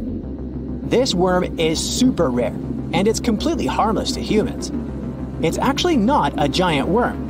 It's a cluster of zooids that are stuck together in a worm-shaped formation. They usually only eat plankton, bacteria, and other tiny things that can be found in the ocean. Probably the scariest thing in the ocean that is 100% real is the magna pinna, which can be found at crazy depths of 20,000 feet below the surface. This monster looks like an underwater Slender Man, but it's just a squid with really long tentacles that can reach a terrifying size of 8 feet. This guy has only been seen a few times, and basically, we don't know much about this creature so far. The stonefish. Stonefish aren't going to win any beauty contests, unless the pageant is for best rock look-alike. Their tiny unreflective eyes and rough skin blend in perfectly with their environment. A large head, an even bigger mouth, and a home full of, yeah, it's rocks. And just because you're on the beach doesn't mean you're safe. Stonefish can survive for 24 hours out of the water. Stepping on one or even handling one won't be that fun. Their dorsal fin spines have extremely strong venom. It shoots out when they get stepped on, and it can lead to paralysis or even heart failure. You'll need help fast. No wonder they're one of the most dangerous creatures in the water, or anywhere. Be careful when scrambling around rocky areas. They love to play hide and seek. The deep sea dragonfish. If there were a prize for the most hideous fish in the ocean, the deep sea dragonfish would win. With slimy, scaleless skin, massive teeth, and a face only a mother could love, this bad boy of the sea is nothing to mess with. It likes to swim between 700 feet and 6,000 feet below the surface of the ocean, where the waters are the darkest and coldest. Along with some other creatures on this list, the deep sea dragonfish relies on its bioluminescent body parts to catch prey. It also uses its hanging appendage, which boasts a little red light on the end, coming out from its lower jaw. Many fish mistake this little light for prey, luring them right into the jaws of the deep-sea dragonfish. Very clever dragonfish. Very clever indeed. The fangtooth.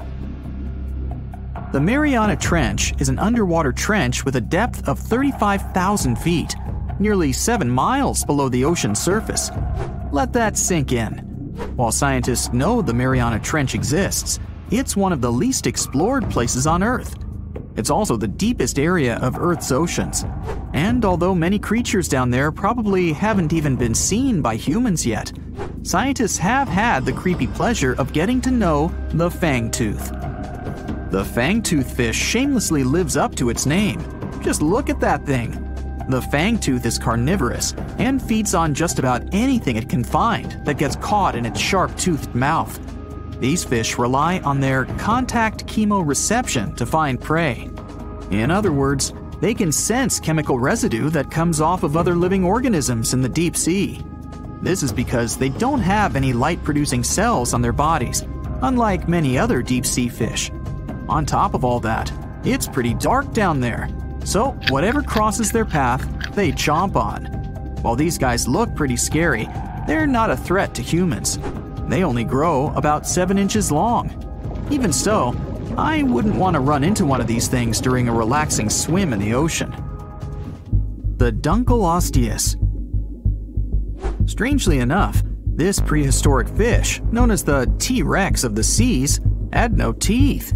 Those were replaced with bony plates that allowed it to have the strongest bite among other monsters of its size. The goblin shark. If you thought the movies about sharks were scary, this next deep-sea creature will make you swear off going for dips in the ocean forever. However, it lives 3,000 feet underwater, so you'll never likely see it face to face.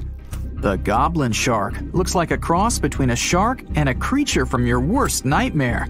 These sharks boast a protruding sword-like snout with a jaw that juts out to match. Unlike other sharks that have more of a gray hue, this creepy thing looks not so pretty and pink. Aside from their scary demeanor, what do scientists really know about the goblin shark? Well, not much, except that they can grow up to 18 feet in length. Looks like there's still a lot to learn about these guys, if you dare to. By the way, did you know that sharks don't sleep? Many species have to keep water moving over their gills to get oxygen, so they can't fall into a deep sleep like we do. That's why they stay half awake during rest. Typically, sharks don't even close their eyes. The cookie cutter shark. This shark is a living horror, with lower teeth being big and sharp, while the upper ones are much smaller. When its teeth fall off, the shark eats them to maintain calcium levels. Pretty smart solution for a shark. The frilled shark. Studying the frilled shark is like looking through a portal back to prehistoric times. That's because scientists think that these eel-like sharks haven't changed much since their oldest ancestors roamed the deep sea waters, so they're sometimes referred to as living fossils. These sharks' mouths are filled with a terrifying 25 rows of backward-facing sharp teeth, 300 in total. They're designed to grasp prey and hold them tight so they can't get away, according to early studies of the shark conducted in 1884 and published in the Bulletin of the Essex Institute. Luckily for swimmers, the frilled sharks live between 390 feet and 4,200 feet below the ocean's surface, so they'll probably never run into them. Probably. This is probably the worst nightmare of any dentist. The northern stargazer. Take a look at this cutie.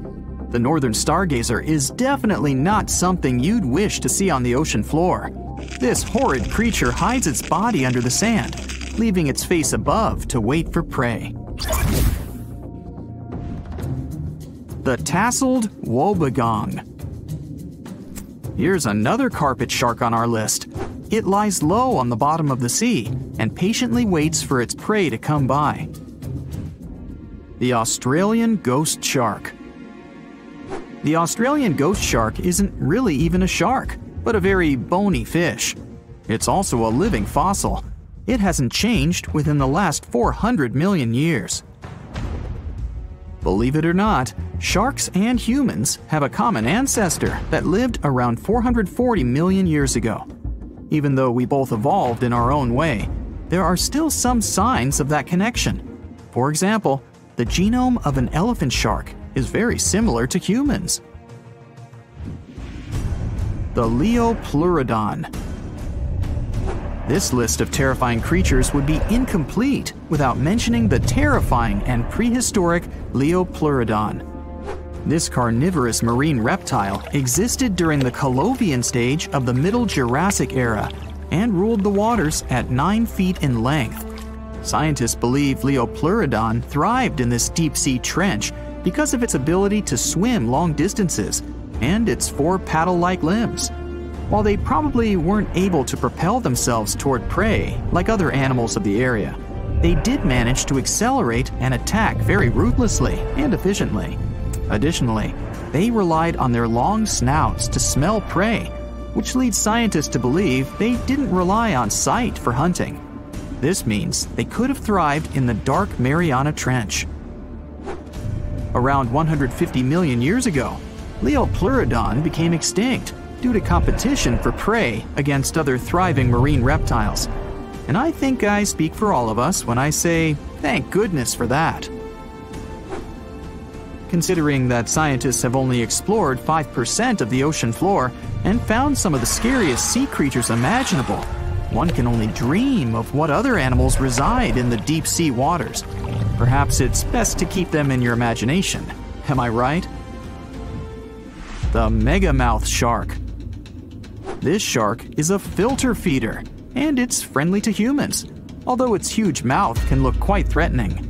Like basking sharks, it swims with its mouth constantly wide open, as if it were on Twitter. The gulper eel. This deep-sea eel has an easily distended belly that allows it to swallow prey twice its size in a single monstrous bite.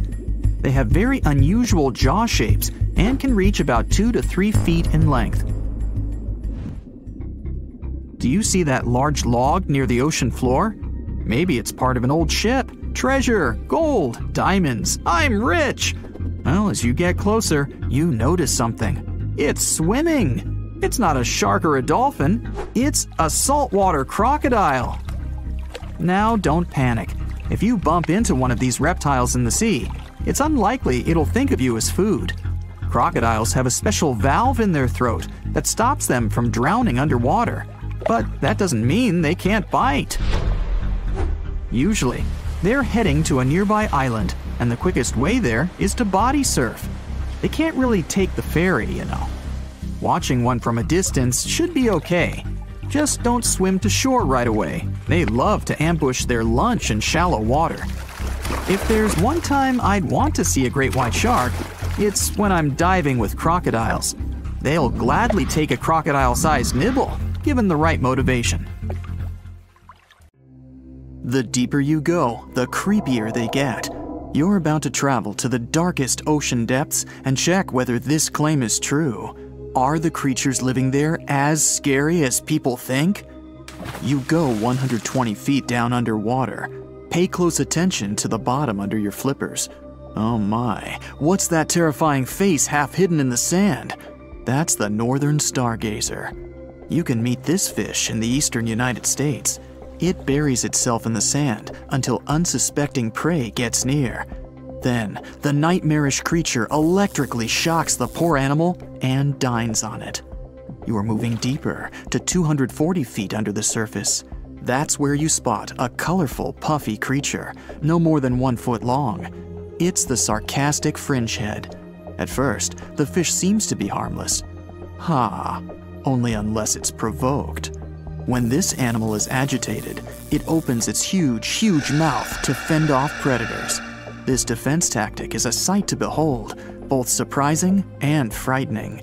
Luckily, the fish is no threat to people whatsoever. The creature you see next can comfortably live in shallow waters, but you meet it at a depth of 900 feet. You don't even need to wonder why the animal's called the Game of Thrones brittle star. Unlike starfish that slowly crawl across the seabed, this creature moves fast. It wriggles its long, flexible arms to get from point A to point B. Its body is protected by a hard calcium carbonate shell. Also called snake stars, these creatures are tiny and easily fit in nooks, cracks, and small crevices in rocks. At a much greater depth of 2,000 feet, you come across the giant squid. For a long time, it was thought to be a creature from legends rather than a real animal. The giant squid was first caught on camera in 2001, and it's exactly as big as its name implies. The creature's eyeballs are the size of soccer balls, and the squid itself can weigh up to 600 pounds. Almost 3,000 feet below the surface, you get spooked by another creepy-looking animal. It's somewhat red and rather small, no longer than 1 foot long. As you approach the creature, it looks rather docile, or maybe just indifferent. The vampire squid, that's the animal's name, looks like an umbrella with tentacles. It doesn't even produce ink, so you leave it alone. Soon after that, at a depth of 3,200 feet, you meet the cookie cutter shark. This creature is a parasite. It attaches itself to big fishes, dolphins, whales, and sometimes even people. Then, using its neatly arranged serrated teeth, it gouges out cookie-sized pieces of meat. This nasty glowing animal doesn't grow larger than 20 inches and lives in the ocean twilight zone. At a depth of 3,300 feet, the light becomes a rare and valuable thing. The animals living that far away from the surface have to evolve unusual features to survive. That's how the barrel-eye fish ended up with a transparent head and 2 super-sensitive barrel-shaped eyes. Right now, pretty much like always, they're pointed upward, allowing the fish to see potential prey and you. Almost 4,000 feet below the surface, you see something droopy and saggy. The blobfish doesn't have a skeleton or any muscle. Its jelly-like flesh lets the creature survive incredible water pressure. Despite its appearance, the blobfish is an ambush predator. It usually lies very still on the bottom, waiting for unsuspecting prey to swim by. You go a bit deeper and spot a creature that looks particularly ghastly. The goblin shark senses prey with its snout. The creature's terrifying jaws are attached to elastic ligaments. When some animal comes too close, the shark catapults its mouth forward to catch it. If your mouth could do the same, you would be able to eat things dangling 7 inches away from your face. Even deeper than that, at 5,000 feet, you notice another member of the shark family. The frilled shark looks like an overgrown eel, but its gills are lined with red fringe at the edges, hence the name. The creature's horrifying mouth has 25 rows of razor-sharp backward-facing teeth, 300 in total. The shark prefers to hover in the water, waiting for its prey to come closer. Then, it charges at it like a snake. Suddenly, you see something glow brightly like an electric bulb. But after coming closer, you recoil in horror. The creature looks like an upgraded eel equipped with oversized teeth. That's the deep-sea dragonfish that can live at a depth of 6,000 feet. Chemical processes going on inside the fish's body produce an eerie red glow. This glow is used to communicate with other fish. At the same depth, you meet another deep-sea inhabitant. Its most prominent feature is its huge mouth. Thanks to it, the gulper eel can swallow its prey whole. Its stomach can expand to a terrifying size when it needs to fit something large. At a depth of 6,600 feet, you come across an angry-looking creature with a fishing rod over its head. It's the deep-sea anglerfish. The animal has an unusual dorsal spine, even though it's worn only by females. It protrudes above their mouth and has a lure on its tip, some luminous flesh that baits prey. The anglerfish has such a big mouth and its body is so pliable that it can swallow animals twice its own size. You're 7,000 feet down when you see another fish that's glowing in the dark. The black dragonfish is a sly creature. It has its light-producing organs arranged along its belly. The spooky creature also has gleaming flashlights next to its eyes. They help the animal find prey and attract potential mates. At the same depth, you also spot an enormous pillbug. But unlike the critter you can find in your garden, this one is at least 20 inches long. That's the giant isopod, and it is, indeed, related to the roly-poly, as well as crabs and shrimps. These creatures may look somewhat scary, but they're harmless. They feast on other deep-sea animals only after those have passed away. At a depth of 13,000 feet, you notice the ocean floor has become a bit fluffy. That's because it's covered with zombie worms. These creatures rarely grow to be more than 2 inches long, and still, they can break down fairly large animals, so strong the acid they produce is. The worms' feathery appearance makes them look like plants, but the truth is, these creatures munch on rock-hard bones of the world's largest animals, such as whales. The grid-eye fish almost scares you out of your mind soon after that. This creature has a pair of large greenish oval plates on the top of its head and no eyes whatsoever. Experts believe that these bony membranes detect light coming from predators, saving the fish's life. You're now 3 miles down below the surface, and that's where you spot something bizarre on the bottom. It's definitely a fish, but it's standing on the ocean floor on 3 long, rigid legs. Ah, it's the tripod fish. Curious rather than scary. This creature has adapted to the almost complete darkness by giving up on its vision. It has to rely on vibration and touch to sense prey. And then, the fish uses its fins as hands to transport food directly into its mouth. You don't have time to go any deeper before you spot the faceless fish. This slightly off-putting creature has no eyes, and its mouth, smiling a Mona Lisa smile, is underneath its body. For the first time, the faceless cusk, which is the creature's official name, was seen more than a century ago. The next time it happened was only in 2017. Once you've reached a depth of 6 miles below the surface, you see deep-sea cucumbers. These bizarre creatures are much bigger than their shallow water relatives. They spend most of their time on the sea floor. But if they need to escape predators, they are able to swim away. Deep-sea cucumbers have bright purplish coloring, tiny feet, and tentacles that surround their mouths. Cute. The question is, why do these deep-sea creatures look so scary? Life is very different there, at the bottom. Tremendous water pressure, a lack of food, and constant darkness. You have to adapt to survive in such extreme conditions. There are plenty of fish in the sea. Some of them look totally like Nemo or Dory. Then there's the butterfly fish and fancy guppy, which is indeed really fancy. And then there's... what on earth is that? I would definitely not pay for a diving experience to see this guy. The anglerfish has the unofficial title of the ugliest animal in the world, but I wouldn't dare to break that news to it. There are more than 200 species of anglerfish currently swimming somewhere in the gloomy depths of the Atlantic and Antarctic Oceans, up to a mile below the surface.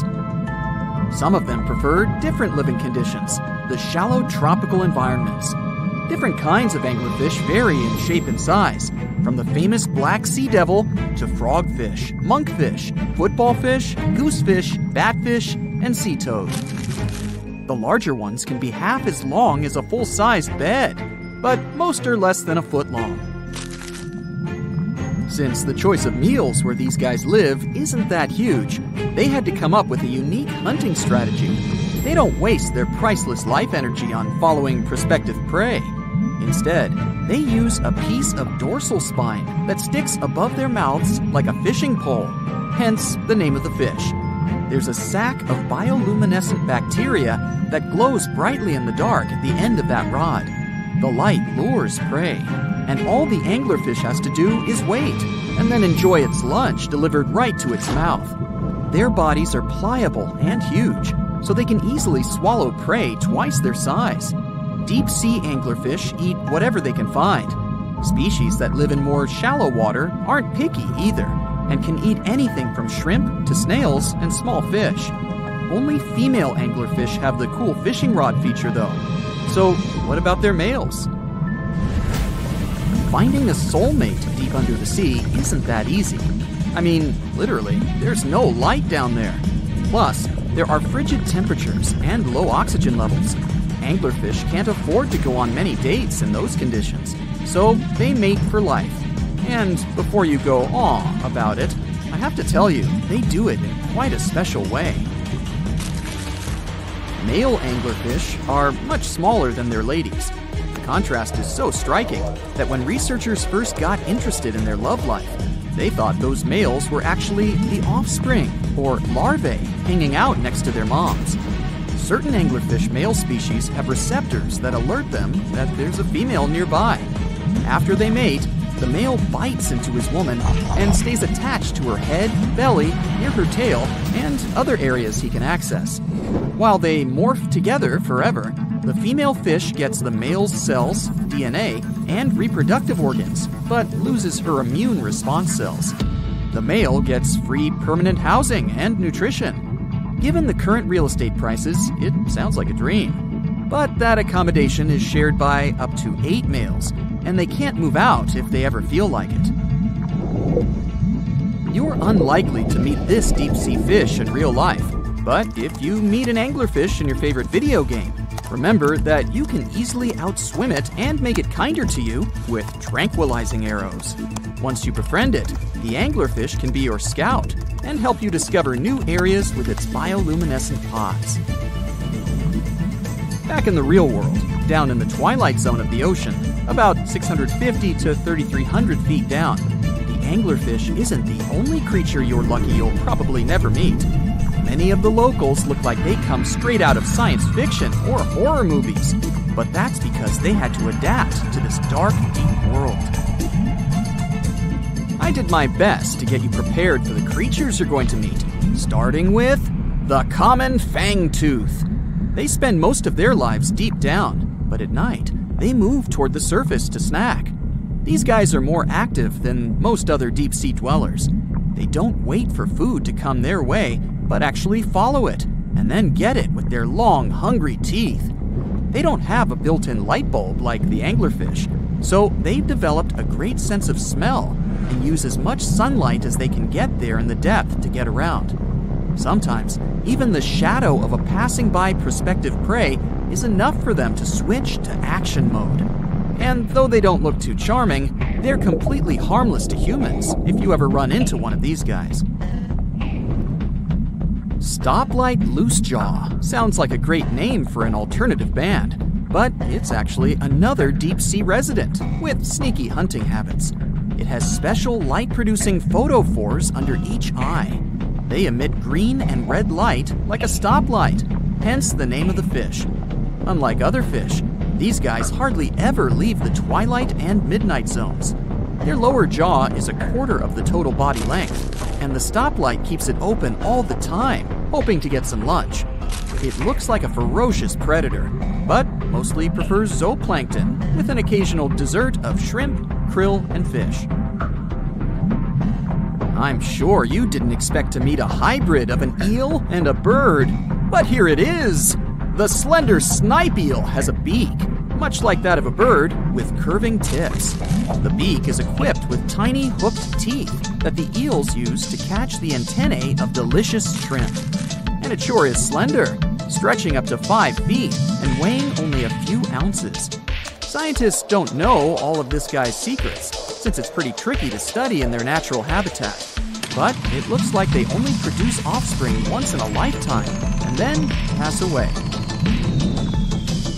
Glass squids like to take it easy in life and literally go with the flow. They're filled with a solution which is lighter than water, so they don't have to make any effort to move around the deep sea looking for food and partners. These creatures are transparent, so they blend into any landscape and don't even cast a shadow while moving. Talk about a great survival tactic. If danger finds it anyway, it can transform into a lumpy ball, pushing its head and tentacles into its mantle cavity. It can also release ink into the mantle and go from transparent to black. The same ink can protect it against hungry whales and seabirds. Another tactic they use to scare off predators is to activate their light-emitting organs around their eyes. I'm getting hungry. Maybe I can snack on this sea cucumber. Ouch, it's moving! So I guess it doesn't belong in a salad after all. These soft-bodied fellows live in all parts of the ocean, from shallow waters to the deep underwater world. Most of them slowly move around with their tiny feet, but some crawl around by flexing their bodies. Sea cucumbers can shed their internal organs when there's a predator approaching. Those sticky organs distract the intruder, and the happy cucumber moves on and just grows the organs back. What's that glistening in the distance? Looks like someone dropped gems in the water. That's a sea sapphire, also known as the most beautiful animal you've never seen. Some males of this type of copepod can change color from deep blue to purple, red, or gold. 1 second later, it's gone. And it's back, shimmering bright. The secret to this magic is that their bodies are transparent and reflect light differently at certain angles.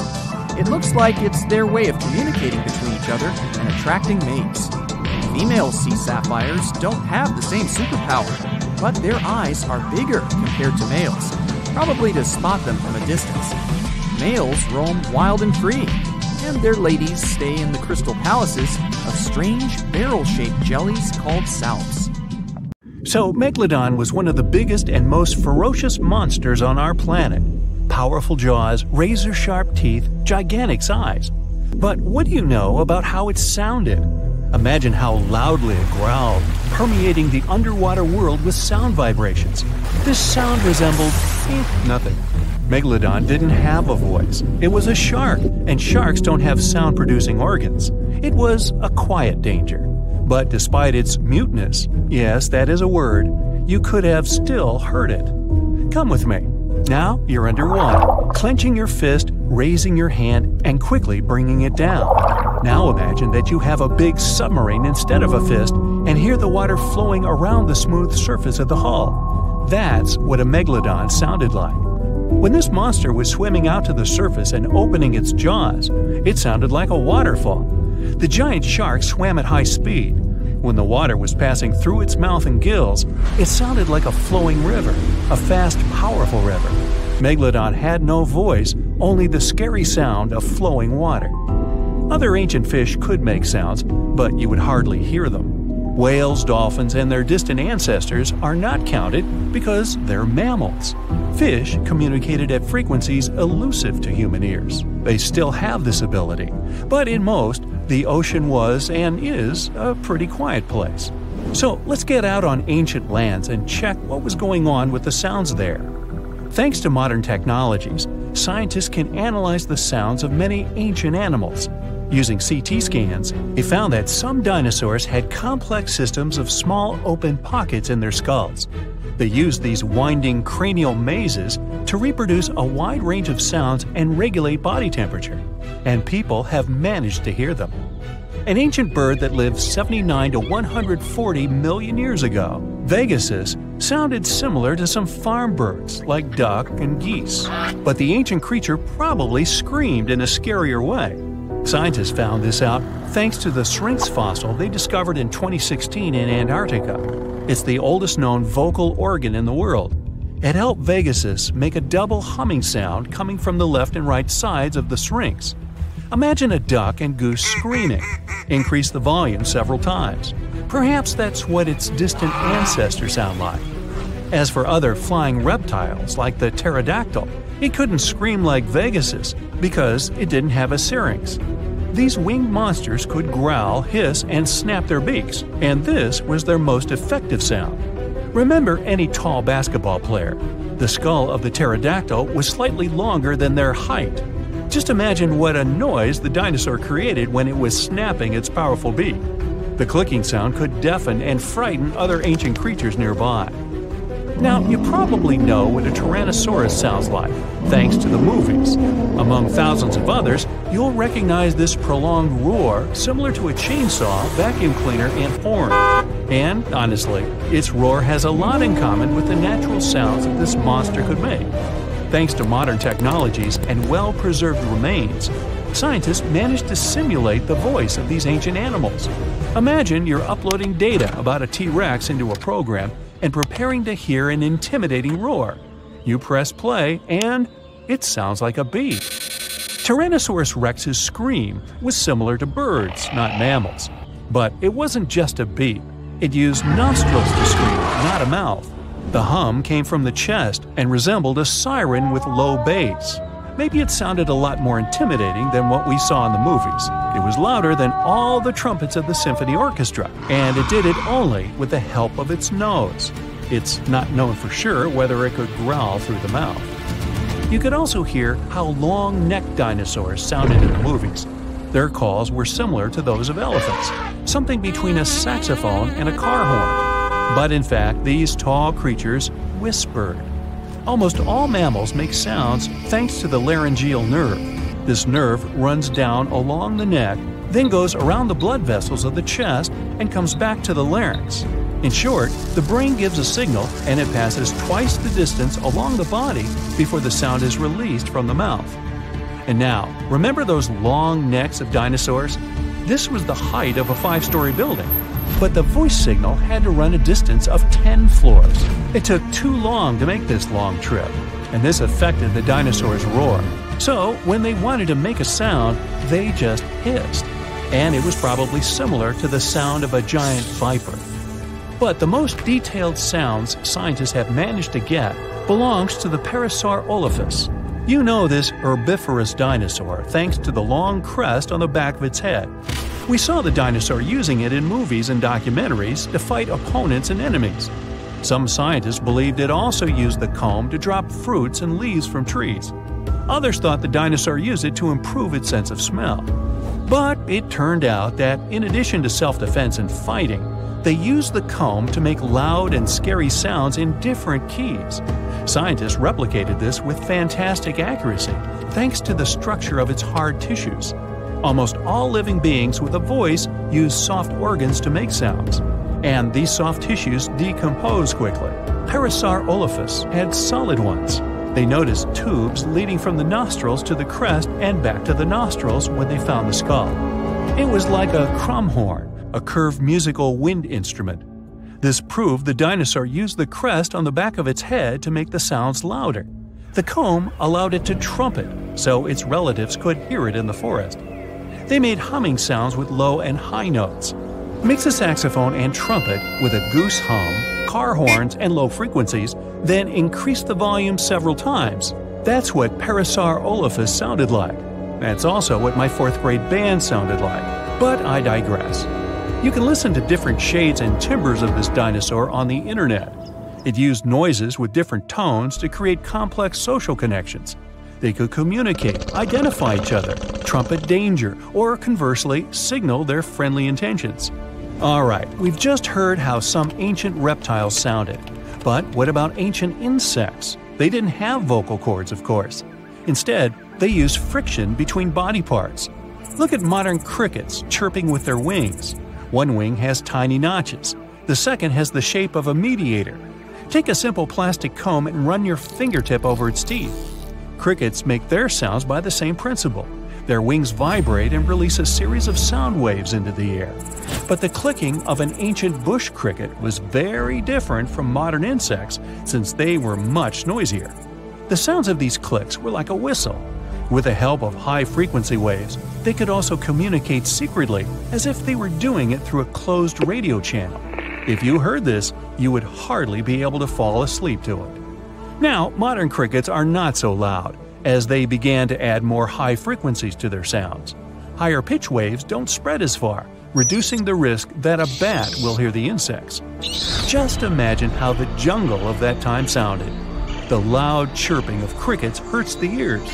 Then you hear a brachiosaurus hissing. The clicks of pterodactyls shake the sky like thunderclaps. Then you hear the trumpet sounds of different tones somewhere in the jungle. These are Parasaurolophus communicating with each other. And then you get scared by a loud Tyrannosaurus siren. What a racket! You'd probably not find peace in such conditions. Fortunately, humans appeared millions of years later. And, by the way, scientists have managed to find out and understand what our distant ancestors sounded like. They carefully examined the insert function of the mouth, nose, and throat on the Neanderthal skeleton. Their voices were similar to ours, but the phonetic range of an adult Neanderthal was the same as if they were 2 to 3 years old. It was like mumbling without consonant sounds. The study of the skull couldn't recreate precisely the sound of Neanderthals, but in 2007, scientists extracted DNA samples from their bones. They found a variation of the gene that responds to human speech. Scientists believe that Neanderthals fought with Homo sapiens, our family tree. As a result of this conflict, their kind became extinct. But the found gene points they could have had other connections with each other. Perhaps Neanderthals could understand their language and even pronounce some words. What's the scariest predator under the ocean? The crocodile? I don't think so. Loch Ness Monster? Please, it never existed. How about the Kronosaurus? Well, it is extinct, but you might be onto something. Let's take a look at what it'd be like if these creatures were still around today. First things first, what on earth was it? The Kronosaurus was a marine carnivore that lived in the cool, high-latitude Eromanga Sea. It covered vast areas of inland Australia between 90 and 120 million years ago, during the early Cretaceous period. Near-complete fossils of the creature were also found near Colombia, which is a country that has a noted connection to prehistoric reptiles and turtles. This fact makes it extremely possible that the monster I'm about to describe existed worldwide. You might have heard saurus and thought, oh, it's a dinosaur. But these were actually reptiles. They were the largest member of the Plesiosauridae family, referred to as plesiosaurs. Fossil evidence suggests they weighed over 20,000 pounds and were roughly 30 feet in length. Just to put that in perspective, the longest crocodile ever measured was a saltwater crocodile by the name of Lolong from the Philippines. It was 20 feet in length and weighed just under 2,500 pounds. And that's still 10 feet shorter and incredibly lighter than the average Kronosaurus, making the crocodile seem like nothing more than a glorified goldfish in comparison. Despite its terrifying length, the most physically daunting feature of the Kronosaurus was its head. Its skull was about 8 feet long, which was actually proportionally large given the size of its body length. Anything that was unfortunate enough to end up inside the Kronosaurus's mouth may have been given false hope. After all, the teeth of the beast weren't actually that sharp. On second thought, I take that back. I wouldn't feel confident around a toothless snake, let alone being inside the mouth of this monster. But it's true that the Kronosaurus's teeth weren't sharp, especially when compared to other carnivorous reptiles, such as crocodiles and alligators. The teeth of this prehistoric sea creature were instead conical. This means that they were cone-like in shape. Unfortunately, this lack of sharpness didn't make them less dangerous. The teeth were enormous and could be up to 12 inches long from the crown tips to the bottom of the roots. This obviously meant that the Kronosaurus had an extremely powerful bite. It was estimated to be up to 30,000 newtons, which is almost twice as powerful as the bite of a large saltwater crocodile. Because of the bluntness of their teeth, they weren't suited for twisting their prey once in their grasp, but the size and shape of the teeth made them perfect for simple open and shut biting. They would have had no problem crushing hard objects such as the toughest of shells any sea turtle could offer. Just like crocodiles, the Kronosaurus is believed to have had a short neck. This may have been an adaptation to allow the beast to successfully catch small, evasive animals. Their body, in general, was fusiform and streamlined. This means it was narrowed at both ends and had very little resistance to the flow of water. The Kronosaurus was also equipped with 4 paddle-like limbs. The hind limbs were larger than the front ones. They could span approximately 7 feet in diameter. All in all, this set the Kronosaurus up to effortlessly propel itself through the waters and be an ultimate predator. Predator X, if you will? That's the name that was given to the fossil of a creature discovered near Svalbard, a Norwegian island group, in 2009. The fossil was identified as a 50-foot-long, 100,000-pound monster with a bite force of 33,000 pounds per square inch. This might be the highest bite force of any known animal. Although Predator X is yet to be classified as any specific type of animal, it was definitely a plesiosaur like the Kronosaurus. And even if it wasn't Predator X, the Kronosaurus was still most definitely a ferocious titan when it roamed Earth's oceans. The Kronosaurus actually got its name from the Greek mythological figure of Cronus, the father of Zeus. Cronus was viewed as a titan from a generation of super powerful beings. So what was it that the Kronosaurus, this terrifying monster, actually feasted on to satisfy its appetite? This creature was known to eat sea turtles, squid, and other larger marine reptiles of that time, such as elasmosaurids and ichthyosaurs. This suggests that if crocodiles existed in the realms of the Kronosaurus, they too might have turned into lunch for the beast. There's evidence from the fossil remains of the Kronosaurus that suggests that they also feasted on sharks, which I know is a disappointment to those of you who view that beast as the king of the ocean. Not when the Kronosaurus was around, my friend. In any case, grounding all kinds of food into small pieces to help digest them would have been difficult without small teeth.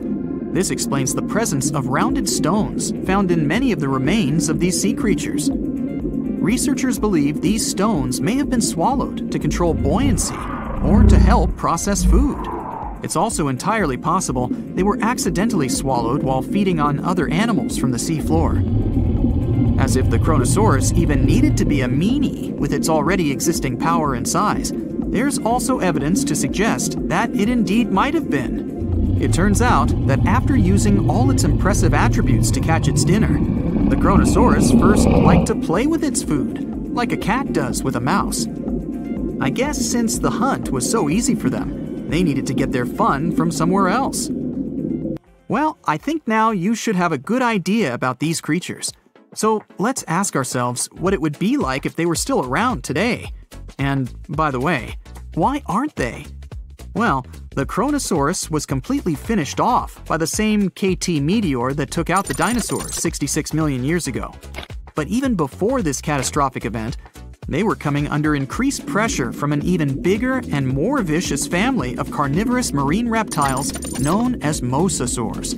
You can't always be a top dog, I guess, or rather, top marine reptile. But what if this never happened, and they were still roaming Earth? Well, this might be obvious, but can you imagine what kind of impact that would have on sea tourism? Based on the impact that famous movies about sharks and killer whales had, what do you think the presence of a Kronosaurus in the ocean would do to beaches? The very creature that would eat sharks and whales for breakfast. Beaches would certainly become a great place to go for a quiet walk, because nobody else would even be there. And what about such activities as boating, surfing, and scuba diving? You think anyone would dare try them, knowing that this 30-foot beast could be lurking beneath them? Let's give humans some credit and assume most of them wouldn't. This would cripple the global sea tourism industry, which is responsible for earning roughly $143 billion every year. Just to make sure this shocking point hits home, the most expensive yacht to ever roam the ocean was called the History Supreme. Its master bedroom was believed to have a statue made of T-Rex's bone and a wall made of meteorite rocks, as well as a 24-karat gold panoramic wall aquarium. Anyway, this yacht was worth nearly $5 billion, meaning you could buy 38 of them with the money lost in potential damages to sea tourism caused by the Kronosaurus. I'm sure that the yacht's owner was happy the beast never made an appearance in their luxurious aquarium. So luxurious, in fact, that some people believe the History Supreme, reportedly owned by some business genius from Malaysia, never even existed. Rumor has it that it was simply an elaborate hoax fabricated by the supposed designer. Anyway, I don't think the trouble would just stop there. People could actually be in serious danger, regardless of being near the ocean or not. No, I'm not about to tell you that this thing would grow legs, adapt to living on land, and start picking us off one by one. At least, I hope not. I'm just going to point out the damage that the Kronosaurus would inflict through its devastating impact on sea trade. In America, ocean transit accounts for 76% of national trade. On top of this, more than 100 vital pharmaceutical products originate in the sea. I'll also state the obvious and point out that the ocean is a huge food source for us humans. The presence of the Kronosaurus could have a great impact on our relationship with the ocean, something we usually take for granted. Think you know what lurks in the depths of the ocean? while nearly 95% of our oceans haven't been explored yet. It's hard not to let your imagination run wild. But thanks to brave explorers, deep-sea cameras, and awesome archaeologists, we do know about some pretty incredible sea creatures living in our waters today, and millions of years ago. From the 9-foot spider crab to the 60-foot prehistoric megalodon, these sea dwellers come in all shapes and sizes. But let's focus on sea creatures famous for their huge size. Can you guess which living species of whale is the largest? Well, it's not the orca, but that's a good guess. The orca is a toothed whale that can grow to anywhere from 23 feet to 32 feet, which is slightly smaller than a school bus. How about the narwhal? Nope, they're not the biggest either. These unicorns of the sea live mainly in Arctic waters and only grow 13 feet to 20 feet in length, and that's including their 9-foot tusk. Tired of guessing? Okay, I give in. The largest whale that still exists today is the blue whale. At a jaw-dropping 82 feet to 105 feet, the blue whale is not only the biggest whale we know of, but is currently the largest animal to have ever lived on Earth. Seriously. These animals are bigger than a T-Rex, and even the prehistoric megalodon. If you were to put a blue whale next to a school bus, it would look like it could swallow it. Think about that. According to National Geographic, a blue whale's tongue can weigh the same as an elephant. And their hearts can weigh as much as a car. That doesn't even sound possible. It's no wonder these giants need to eat about 4 tons of krill every day. While there aren't too many animals living today that can compete with the blue whale's epic proportions, there is an entirely different species that is a good contender, and it's not quite what you would expect. It's a jellyfish. No, I'm not talking about the little jellyfish that wash up on the shore and ruin a perfectly good day at the beach. I'm referring to the lion's mane jellyfish, the biggest jellyfish around. This invertebrate can grow up to 120 feet long. They also come in different gorgeous colors like red, purple, or even shades of orange. As if their length wasn't impressive, the lion's mane jellyfish boast a whopping 8 sets of 70 to 150 tentacles. That means they can have up to 1,200 in total. And here's the giant oceanic manta ray, the largest type of ray in the world. Their wingspan can be longer than a bus. These guys can reach 30 feet in length. They also have the biggest brain compared to body size among all fish. Unlike their stingray cousins, mantas don't have venomous tails. And while the lion's mane jellyfish and the blue whale are yet to be beaten for the longest sea creature, there is one marine creature that can grow even larger in length. The Portuguese Physalia physalis, tentacles and all, can reach a length of 165 feet long, and that's according to mentalfloss.com. While this thing may look a lot like a jellyfish, it's actually known as a siphonophore, and there are hundreds and sometimes thousands of them that are genetically identical. Their long tentacles help the organism catch prey, and its sting is fatal to most animals, even humans in some cases. What's even creepier is that if one of the tentacles comes off the organism for whatever reason, it can float around the water for days before decomposing. Even if it's detached, this tentacle can still sting you. But don't go running out of the ocean just yet. Your chances of being hurt by a Portuguese Physalia physalis sting are pretty slim. However, if you do get stung, the side effects aren't pretty, with welts, stomach cramps, an elevated heart rate, and an upset stomach. While you don't want to go anywhere near these long creatures, they sure are pretty to look at. Check out all those colors. The Shastasaurus is the biggest marine reptile that has ever existed. These predators lived during the late Triassic period, about 210 million years ago. These amazing giants could reach lengths of up to 69 feet and weighed more than 75 tons. This made the Shastasaurus as heavy as a blue whale. And if you could stand this creature up vertically, it'd be as tall as a 7-story building. Despite appearances, the Shastasaurus was actually pretty slim for its size. Its ribcage was only 6 feet across. You'd think that this big guy was chowing down on other dinosaurs, but that's not the case at all. This reptile survived on a diet that consisted of small fish and cephalopods, like octopuses and squids. The Albertonectes is a bright representative of the plesiosaur family, meaning that this marine reptile had a small head on an incredibly long neck and large flipper-like limbs that helped it move through the water. These creatures occupied the seas around North America 76 to 70 million years ago. The length of this sea monster could reach 38 feet, with its neck taking up 23 feet of that length. Its neck was a true record breaker. It had a whopping 76 bones in it. No other animal known to humankind has had so many vertebrae in its neck. Scientists aren't sure why they needed such a lengthy neck. They might have used it to collect shellfish off the seabed, or perhaps it helped them capture their main prey, fish and squids. This aquatic reptile also had gastroliths in its stomachs. Some of them were as big as 5.5 inches in diameter. The Tylosaurus belonged to the mosasaur family. It dominated the shallow seas of North America about 85 to 80 million years ago. This was an enormous predator, with the biggest representatives reaching 45 feet in length. It had a narrow hydrodynamic body with a blunt, powerful head that the animal used to ram and stun its prey. Its body was equipped with agile flippers and a long tail decorated with a maneuverable fin. The Tylosaurus was a carnivore, and its diet included not only fish, turtles, and small sharks, but also other mosasaurs, plesiosaurs, and flightless birds. Meet Ophthalmosaurus. This prehistoric reptile thrived during the late Jurassic period and lived in oceans all over the world.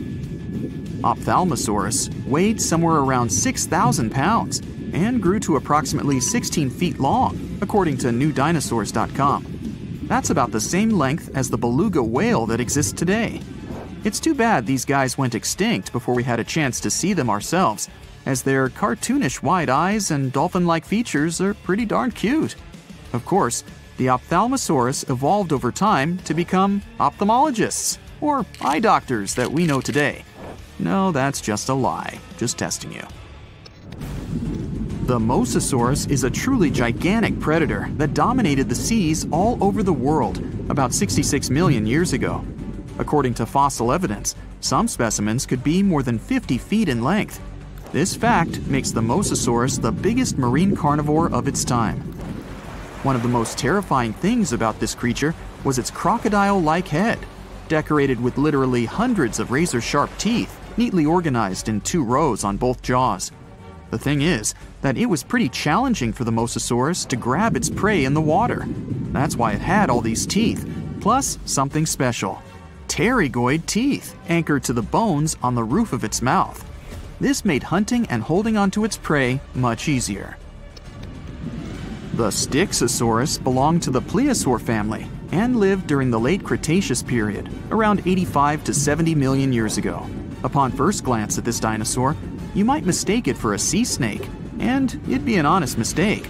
Styxosauruses were about 35 feet in length, but over 16 feet of that consisted just of their long snake-like neck. They had a comparatively small body and weighed approximately 4 tons. Their mouths were full of razor-sharp cone-shaped teeth that they used to catch fish.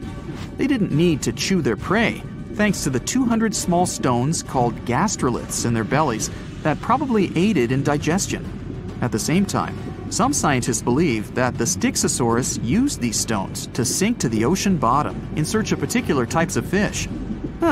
Looks kind of like Nessie to me.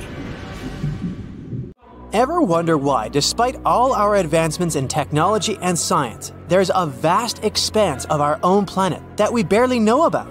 Believe it or not, over 80% of our oceans remain uncharted territory. It's as if we've got this massive aquatic playground in our backyard, and we've barely scratched the surface. Also, did you know that only about 7% of our oceans have a special tag called Marine Protected Areas, or MPAs? How come this colossal body of water that envelops most of our planet is also among the most vulnerable and misunderstood spaces in the universe? pressure has a lot to do with it. Our deep ocean is a beast of a place with no visibility, freezing temperatures, and pressure that's so intense that in certain areas it would make you feel like you're having the weight of 50 jumbo jets on your body. No wonder we're having an easier time sending people into space than to the bottom of the ocean. The deeper you go into the waters, the more pressure piles up. But let's not forget we have tech on our side, right? Scientists now use these cool satellite technologies that track the color of the ocean to check how much phytoplankton is there, for example. Why is this important, you might ask? Because these little plant-like critters are actually pretty major players in our big blue oceans.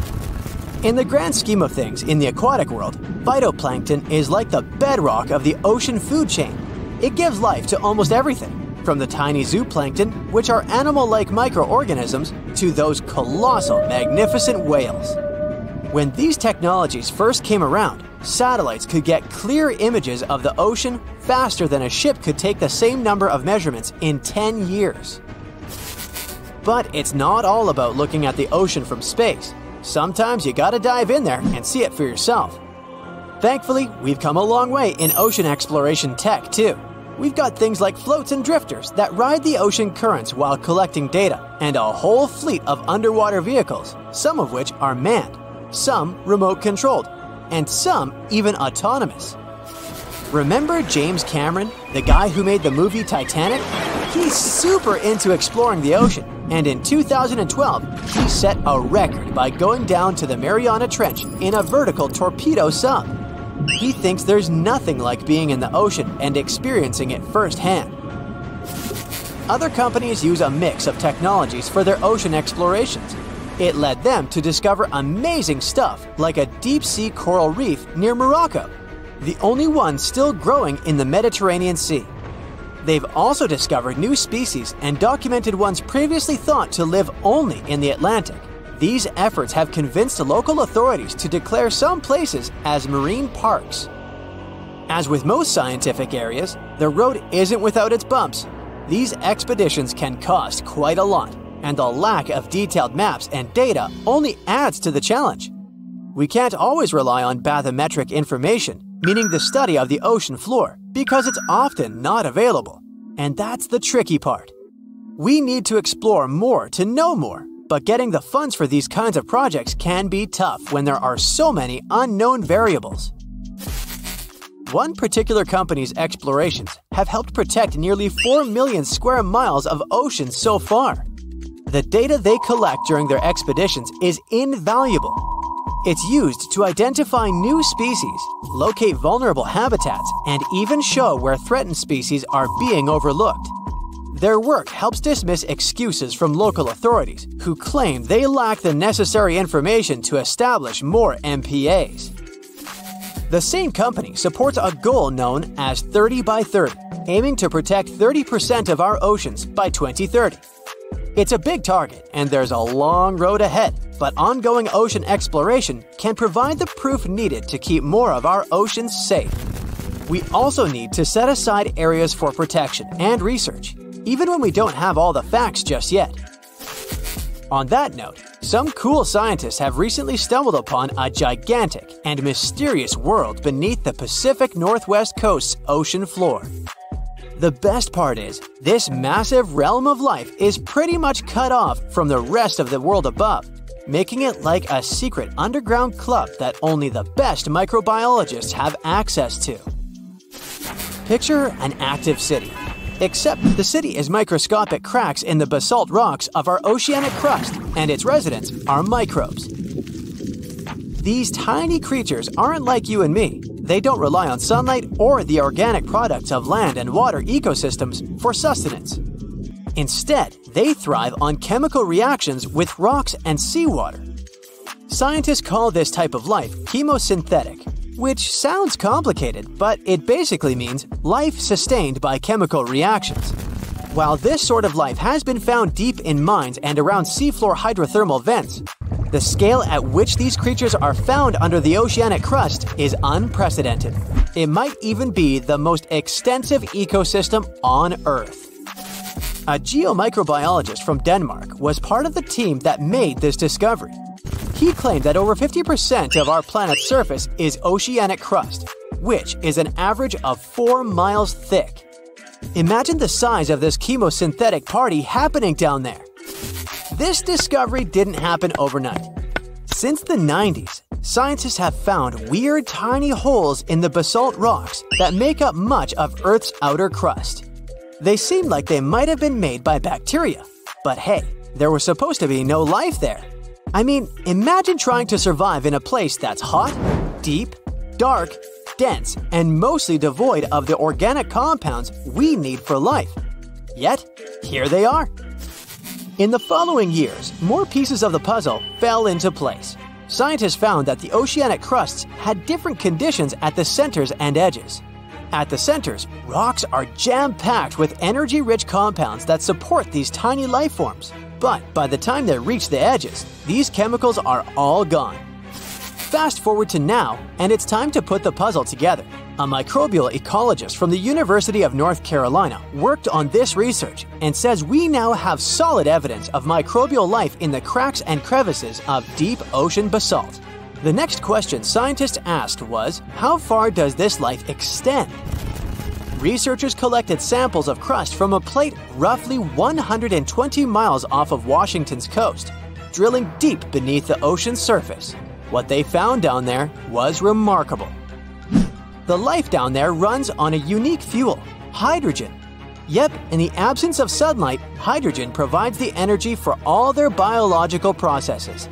These microbes use hydrogen to transform carbon dioxide into organic matter. This matter and other byproducts, like methane, then fuel other organisms, creating a network of life. Of course, the life down there isn't as complex as the one we know up here. Scientists doubt there will be any multicellular life under the ocean because it's too hot and energy poor. But hey, who knows? This universe under our oceans still has a lot to reveal. This whole thing is significant for many reasons. First, it confirms that life can exist in places without oxygen, which changes our perspective on where we can find life. This makes us wonder if life could exist under similar conditions on other planets, where surface conditions might be too harsh. The implications on Earth are also profound. If a large portion of life exists in the oceanic crust, then our understanding of life on our own planet could be completely changed. This exciting discovery stretches our understanding of life and prompts us to keep exploring the mysterious depths of our oceans, pushing the limits of our understanding. NASA is also in on the whole deep sea exploration project. Why? Shouldn't they be preoccupied with outer space?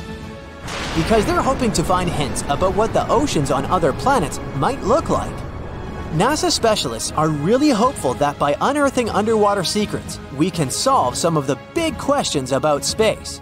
Plus, they're testing some nifty equipment for future journeys across our solar system.